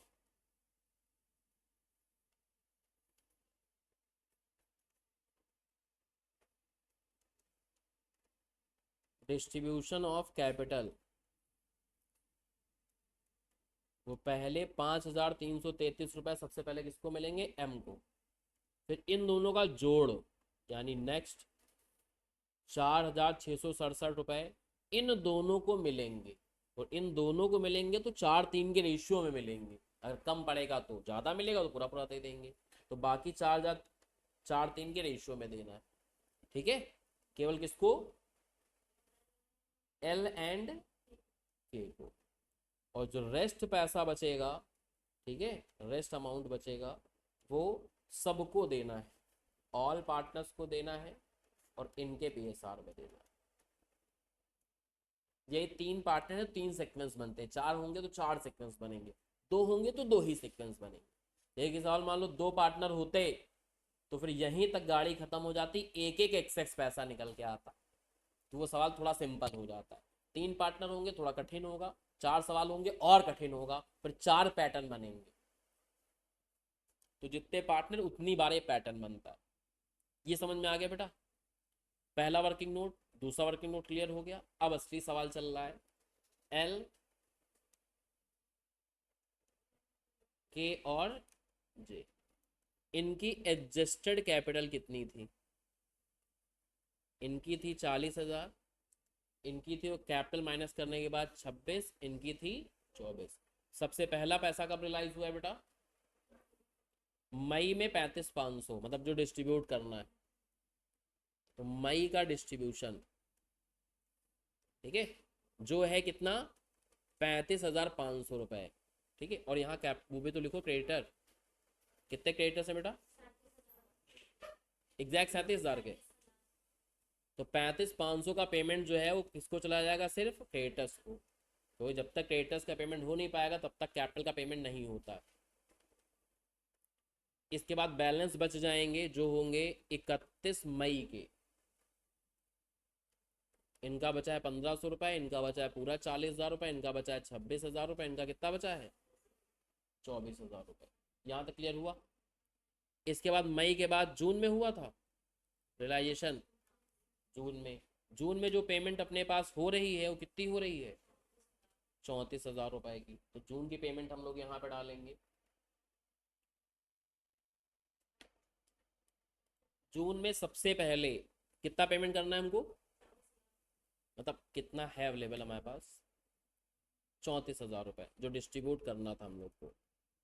इस डिस्ट्रीब्यूशन में क्या होगा कि पहले 1,500 किसको जाएंगे, क्रेडिटर्स को, फिर इस पैटर्न के हिसाब से गाड़ी चलेगी, इस पैटर्न के हिसाब से। ठीक है, तो पहले 1,500 क्रेडिटर्स को जाएंगे, तो यहाँ 1,500 माइनस करे दे रहे हैं, फिर नेक्स्ट 5,333 रुपया किसको जाएंगे, एल को, तो 5333 यहाँ डाल दिए, ठीक है। फिर नेक्स्ट कितना, 4667। एल और के को जाएगा वो भी 4:3 के रेशियो में, तो वही पैसा आएगा 2667 और 2000 रुपये।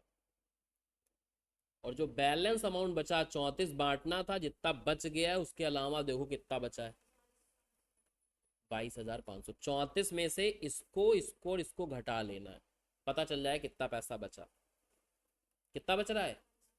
तो 22,500 सब में बटेगा 4:3:3 के अनुपात में। बांट के बताओ जरा कितना आया। 9,000, ठीक है।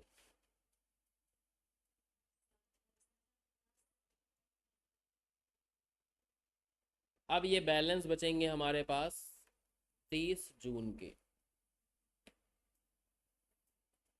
ठीक है।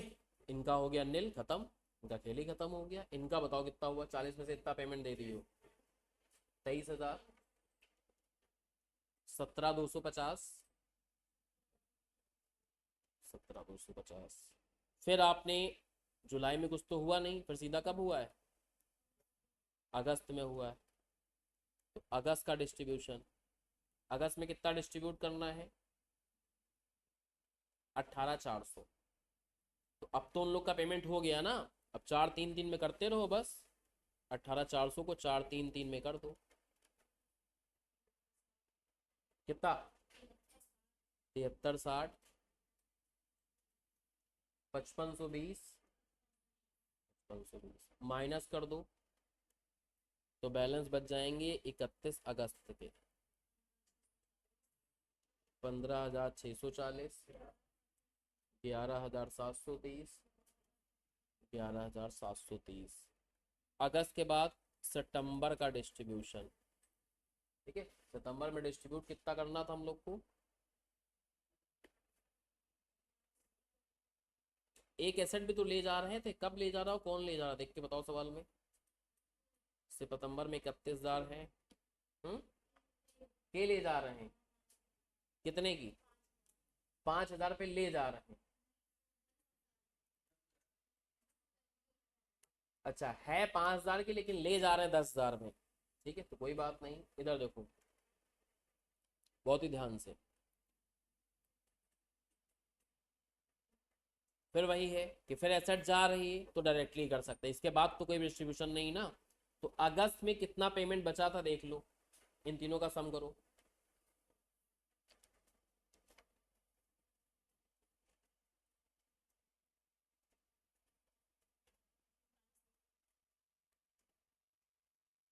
उनतालीस हजार 100, तीनों का सम देंगे कितना इनको,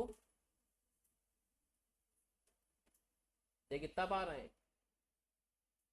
31,000 रुपए। और 10,000 के एसेट भी तो दे रहे हो, एक को एसेट दे रहे हैं ना, तो वो भी तो जा ही रहा है, तो दे 41,000 रहे हो, माइनस करो जरा 41,000, कितना आया,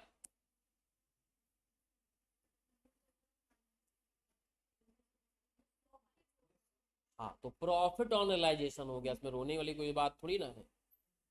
1900 क्या हो गया, प्रॉफिट ऑन रियलाइजेशन। उस 1900 को डिस्ट्रीब्यूट करो 4:3:3 में,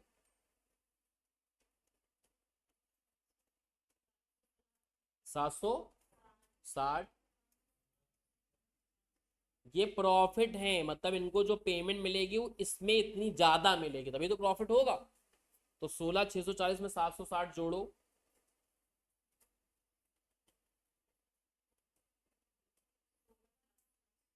11,723 में 570 जोड़ो, और इनका भी 12,300 आएगा। इस 12,300 के दो फैक्टर हो गए, 10,000 की एसेट देंगे और 2,300 कैश देंगे, समझ पा रहे हो। और ऐसे ना करना चाहें, ये तो वही तरीका होगा जो पिछले सवाल में अप्लाई किया है कि नहीं, सेम तरीका है।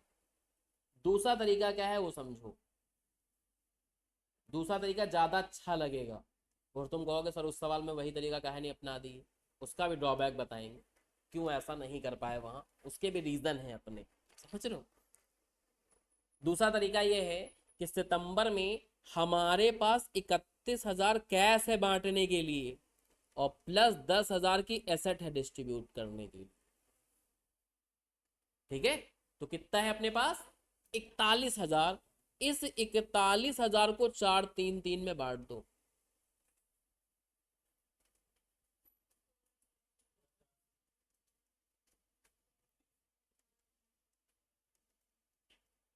इसमें दो चीजें हैं, ये 10,000 की एसेट ले जा रहे थे तो इनको 10,000 की एसेट है प्लस 2300 कैश, और बाकी इनको पैसा ज्यादा मिल गया है, माइनस मतलब प्लस में वैल्यू है तो उसका मतलब पैसा कम दियो, ज्यादा दे दियो उसका मतलब माइनस में आ जाएगी। माइनस में आ जाए तो माइनस नहीं लिखते, उसको क्या लिखते हैं? प्रॉफिट ऑन रियलाइजेशन, जो कि आ रहा होगा 760 रुपये, 570 रुपये, 570 रुपये। तो तुम कहोगे ये वाला सवाल ज़्यादा आसान है, ये जोड़ के वहां भी कर सकते थे, पिछले सवाल में कर सकते नहीं कर सकते थे, नहीं कर पाते, रीजन समझो। ठीक है, वहां भी उस सवाल में यहां तक की पेमेंट नहीं हो पाई थी। कौन वाली? यहां तक की, समझ लो। तो यहां तुम कहते हैं कि अगर जोड़ के सर इकट्ठा जोड़ के कर दीजिए ना, जैसे उस सवाल में आपने कर दिया, वैसे इस सवाल में भी कर दीजिए। क्या? कि जब यहां आप डिस्ट्रीब्यूट कर रहे थे तो कह दो 4,000 कैश बांटना है, 10,000 एसेट बांटना है, 14 को हम रेशियो में बांट के लिख देते। रेशियो में बांट के नहीं लिख पाते, इनको जो एसेट मिल रही है वो जिनको मिलना चाहिए था उस अमाउंट से ज्यादा है। और यहां क्या हो रहा है कि इनको जो अमाउंट डिस्ट्रीब्यूट करना चाहिए था दैट इज 12,300, एसेट की वैल्यू कम है, पूरी एसेट चली गई, बाकी पैसा दे दियो, ये हिसाब किताब सीधा हो गया। समझ रहे हो? यहाँ एसेट की वैल्यू जो अमाउंट इनको पे करना था उस अमाउंट से कम निकला है, तो डायरेक्टली काम हो गया। यही एसेट 10 की ना होती, 31 की एसेट होती, 10 कैश होता, ये कर ही ना पाते तुम। एसेट कहाँ काट कूट के इनको दे देते, एसेट तो ये पूरी लेके जाते। समझ पा रहे हैं प्रॉब्लम को? तो इसलिए उस तरीके से वहां नहीं करा पाए जैसा हमने यहाँ करा दिया। हाँ, वो तरीका हर जगह अप्लाई हो जाएगा, वो तरीका हर जगह यहाँ भी देखो हमने इसीलिए पहले उसी तरीके से सोल्यूशन कराने की कोशिश करी, और दूसरा तरीका भी हो सकता है, दूसरे तरीके से आखिरी में करा दिया आपको। दोनों से आंसर वही आ रहे थे। ठीक है, दोनों से अपने आंसर क्या हो रहे थे? वही निकल के आ रहे थे। तो आई थिंक समझ में आ गया होगा। क्लियर हो गया बेटा? इसकी फोटो भी शेयर करेंगे, घर पे आराम से टीपना। अगला सवाल पढ़ो 33। 3-4 सवाल जब बैक टू बैक करोगे तो फिर कॉन्फिडेंस आएगा, फिर घर में एक बार प्रैक्टिस करोगे तो और ज्यादा अच्छा लगेगा आपको।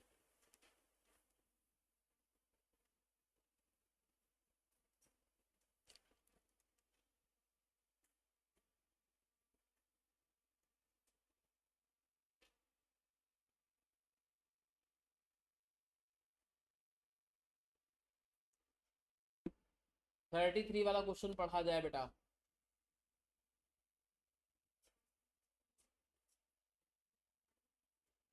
इसमें रिलेशन अकाउंट बनाने की बात हुई थी क्या? इस सवाल में कहा था कि रिलेशन अकाउंट बनाओ 32 में। कहेगा तो रिलेशन अकाउंट बना देंगे। ठीक है, कहेगा तो हम लोग क्या कर देंगे, अकाउंट बना सकते हैं अगर कहेगा तो। नहीं कहेगा तो कोई बात नहीं, नहीं बनाएंगे, जबरदस्ती क्यों बनाएंगे फालतू में। ठीक है,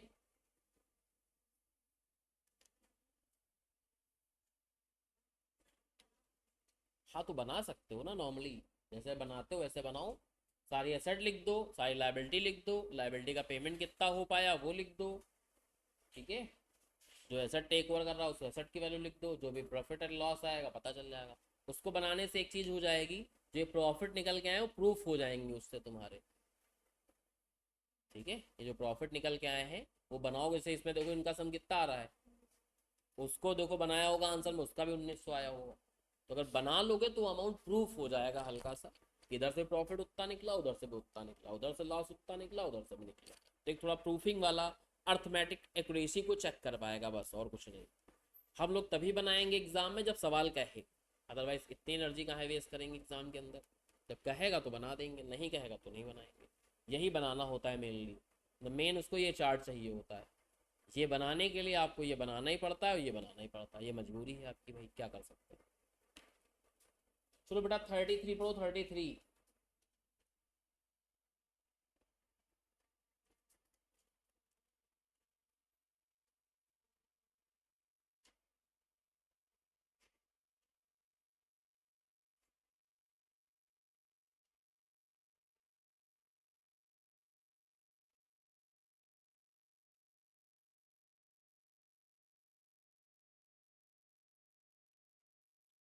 कितने पार्टनर हैं बेटा?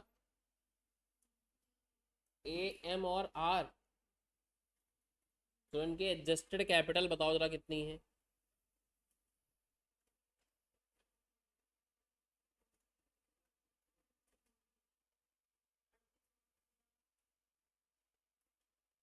₹38,000।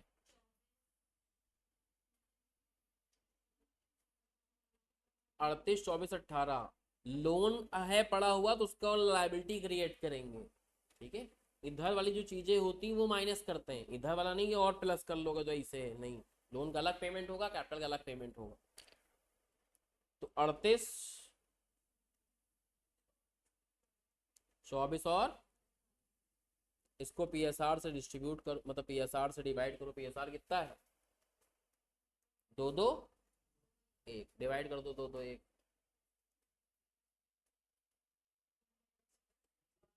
19, 12। तो मिनिमम किसका आया है? 12,000। इसको बेस बना के प्रोपोर्शनेट कैपिटल निकालो। Propose capital taking M as base. तो एम का जो बना है अमाउंट, इसको पीएसआर से मल्टीप्लाई कराते हैं वापस।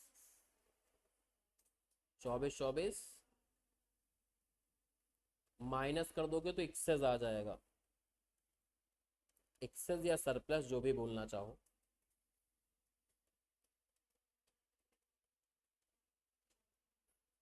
14,000 नील।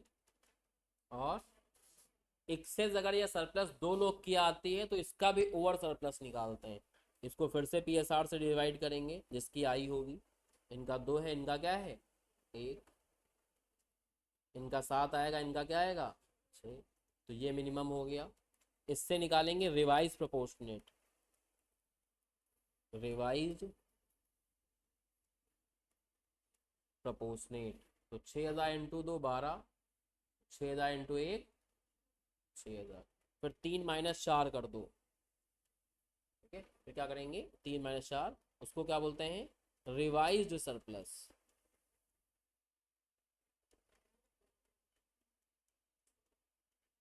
3 - 4। यहां से ट्रेंड पता चलता है कि सबसे पहले 2,001 हो जाएंगे, फिर अगले 18,000 रुपया, इन दोनों का सम। 18,000 रुपया ए और आर को मिलेगा 2 और 1 के रेशियो में। बाकी बचा हुआ पैसा तीनों को मिलेगा 2, 2, 1 के रेशियो में। यही पैटर्न। ये एक बार तुम्हारे दिमाग में सेट हो गया कैसे बनाते हैं, और कब सेट होगा ये? 5-10 बार अप्लाई करने के बाद। ठीक है, एक सवाल से याद नहीं होगा। जब 5 सवाल बार बार लिख लिख के लगाओगे तो याद हो जाएगा। जब याद हो जाएगा तो आसान लगने लगेगा ये। जब तक वो याद नहीं हो रहा तब तक टफ लगेगा। ठीक है, तो pattern of distribution of capital. पहले 2,000 रुपए सिर्फ किसको मिलेंगे? ए को। नेक्स्ट 18, 18 कैसे बोलते हैं? रिवाइज प्रोपोर्शनेट का सम। जिसमें रिवाइज आया उसमें देंगे, 2, 1 के रेशियो में देंगे ए और आर को। और बचा हुआ अमाउंट जितना भी बचा गया उस सब में देंगे 2, 2, 1 के रेशियो में सबको, ऑल।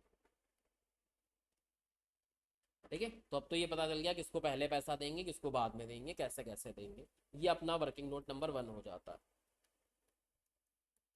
वर्किंग नोट नंबर 2 कितना डिस्ट्रीब्यूट होगा। ठीक है, उसके लिए सवाल में देखो भैया हमारे पास क्या क्या अवेलेबिलिटी है। ओपनिंग कैश कितना है? 5400। ठीक है, फिर बोला है कि कुछ पैसा वैसा बचाना है, कुछ ऐसा बताया गया सवाल में, पढ़ो तो अंदाजा लगेगा आपको।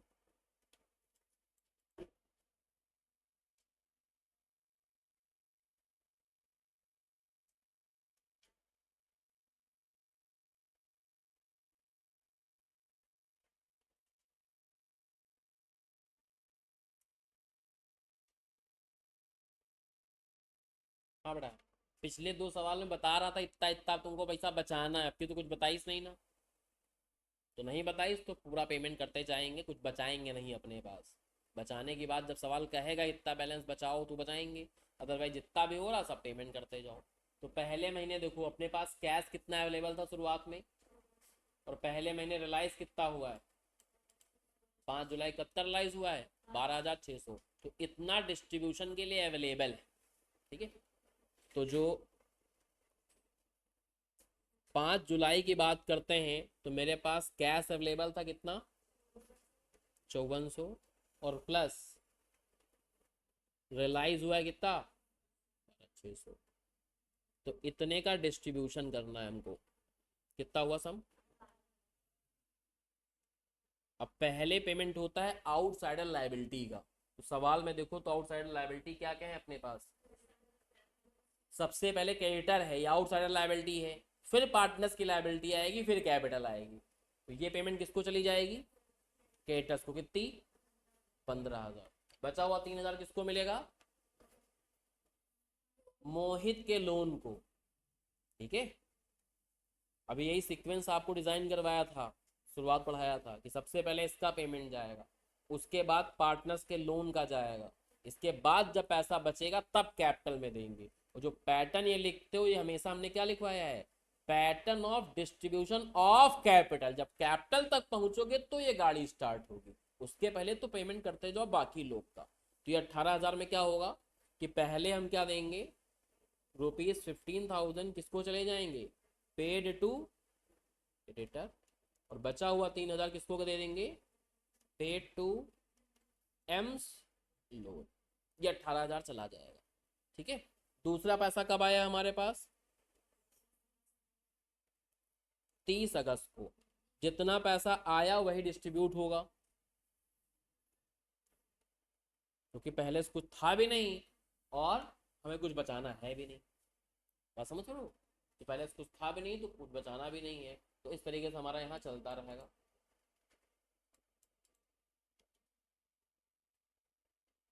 अब अभी एम का लोन बचा हुआ। ठीक है, तो इसमें से पहले 2,000 रुपये किसको चले जाएंगे,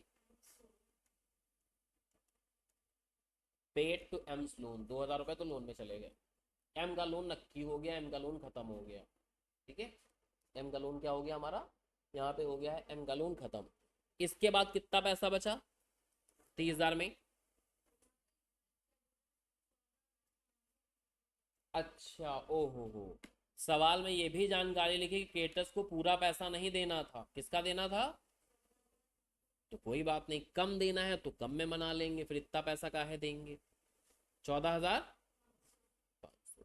तो 18,000 में सिर्फ 14,500 किसको दिए जाएंगे, क्रेडिटर्स को दिए जाएंगे। कितना बचा, 3,500। तो इनको चला जाएगा 3,500 रुपए। एम का लोन था कितना, 5,000 रुपए। तो यहाँ 1,500 देने पड़ेंगे एम के लोन को। ठीक है, इसके बाद जो पैसा बचा, कितना पैसा बचा, 28,500। अब बाहरी लाइबिलिटी का पेमेंट हो चुका है, अब कैपिटल की शुरुआत करनी है। तो इस तरीके से देंगे, पहले 2,000 रुपए ए को मिलेंगे। ठीक है, फिर 18,000 जो बचे, अभी बच रहा ना पैसा, 18,000 किसको देना है, ए और आर को देना है। तो अगले 18,000 ए एंड आर को देंगे, वो भी 2:1 के रेशियो में। तो जो बैलेंस पैसा बचा, देखो कितना पैसा बचा, क्योंकि 30,000 बांटना है, 30,000 में इन तीनों घटा दो, 8,500। 8,500 तीनों को दे दोगे 2:1 के रेशियो। और इसके बाद जो पैसा रिलाइज होगा, इसके बाद कब रिलाइज हुआ बेटा, 15 सितंबर को। और इसमें हमें कितना डिस्ट्रीब्यूट करना है, अब जितनी एक्सेस पैक्सेस थी वो तो सब खत्म हो गई है, तो ये तो सब 2-2-1 में डिस्ट्रीब्यूट होती रहेगी, खेल खत्म हो जाएगा। कहाँ, किस वाले में, डेट बताओ डेट, 15 सितंबर को। अच्छा, 15 सितंबर वाले को कह रहे हैं कि रिलायसन के खर्चे भी हुए हैं। एस्टिमेटेड रिलायसन एक्सपेंडिचर 2,700 थे, लेकिन एक्चुअली अमाउंट कितना स्पेंड हुआ है, 2,000 रुपये, जिसका पेमेंट 15 सितंबर को हो रहा। तो कोई बात नहीं, ऐसे कर लेते हैं,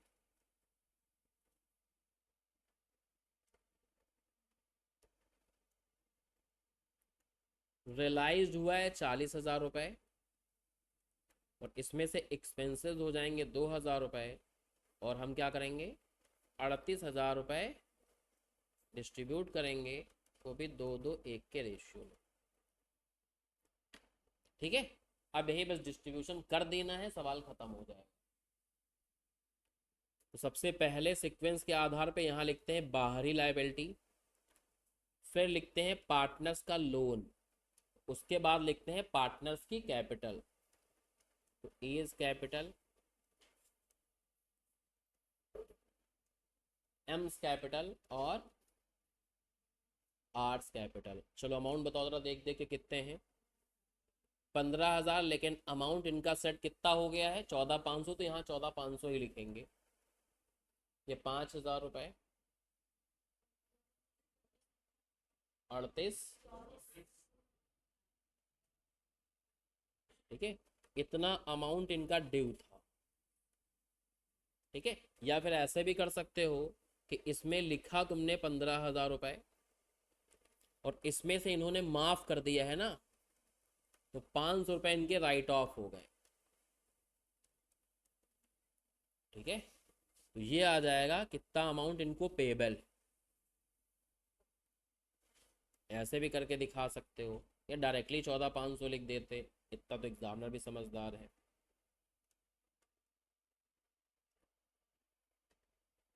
इसके बाद सबसे पहले हमारे पास कब पैसा आया था बेटा, डेट बताओ, 5th, और उसका हिसाब किताब लिख चुके हैं कब किसको देंगे। तो 14,500 केटस को दे देंगे, ठीक है, और 3500 इनको दे देंगे। हिसाब किताब पहले ही लिख चुके हैं, तो कोई टेंशन वाली बात ही नहीं है, सीधा इकट्ठा ही दिखा सकते हैं, वर्किंग नोट तो सब बना ही चुके हैं हम लोग। 30 अगस्त को जो पेमेंट कर रहे हैं 30,000 रुपये की, ठीक है, इसमें पहले 1,500 रुपये का पेमेंट यहाँ गया है, ऐसे लिख दिया।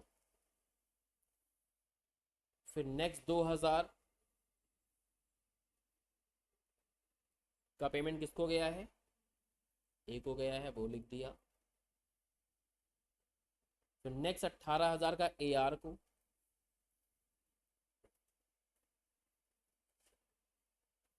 ए आर को 2-1 के रेशियो में, 12,000 और 6,000, और जो रेस्ट बचा था, जो कि कितना बचा था यहाँ, 8,500, वो पहले बनाने से अब इसको बनाने में कोई मुसीबत नहीं होती।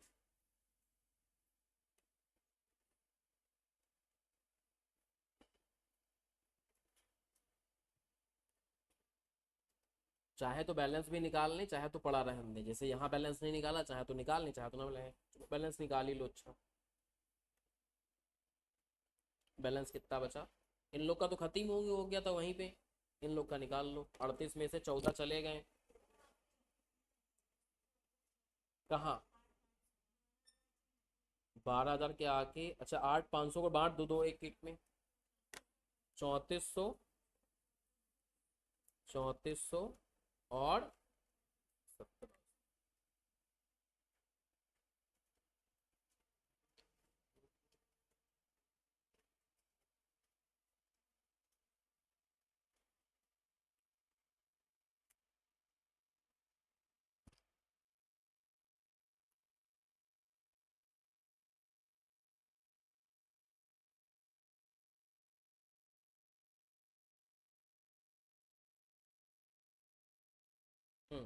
कितना बना बना, 20,600, 20,600, 21,600,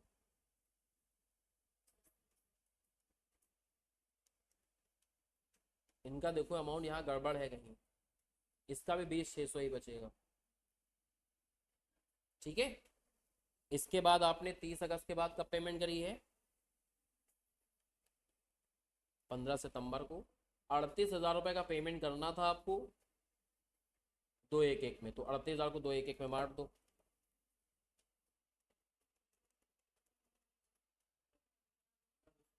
15,200,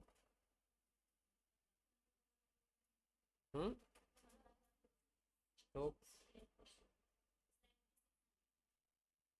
माइनस कर दो, बचा हुआ रियलाइजेशन लॉस आ जाएगा।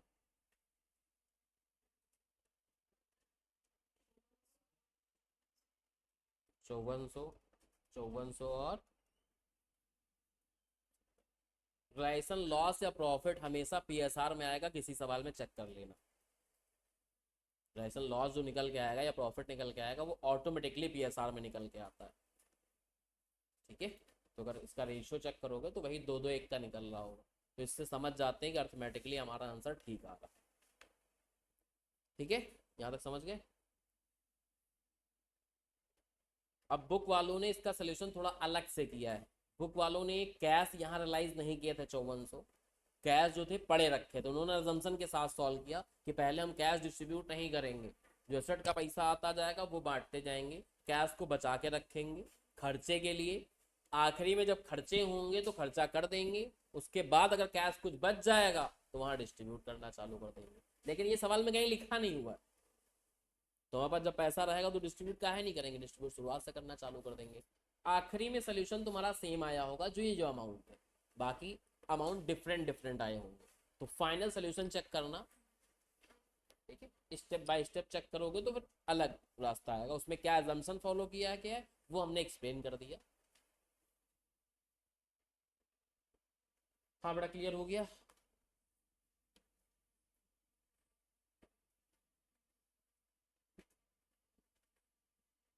इसी तरीके से चाहना तो ये वाला सवाल लगाना, घर पे ट्राई करना 34। ठीक है, स्टेप बाय स्टेप चेक करने की गुंजाइश नहीं है, स्टेप बाय स्टेप ना चेक करना।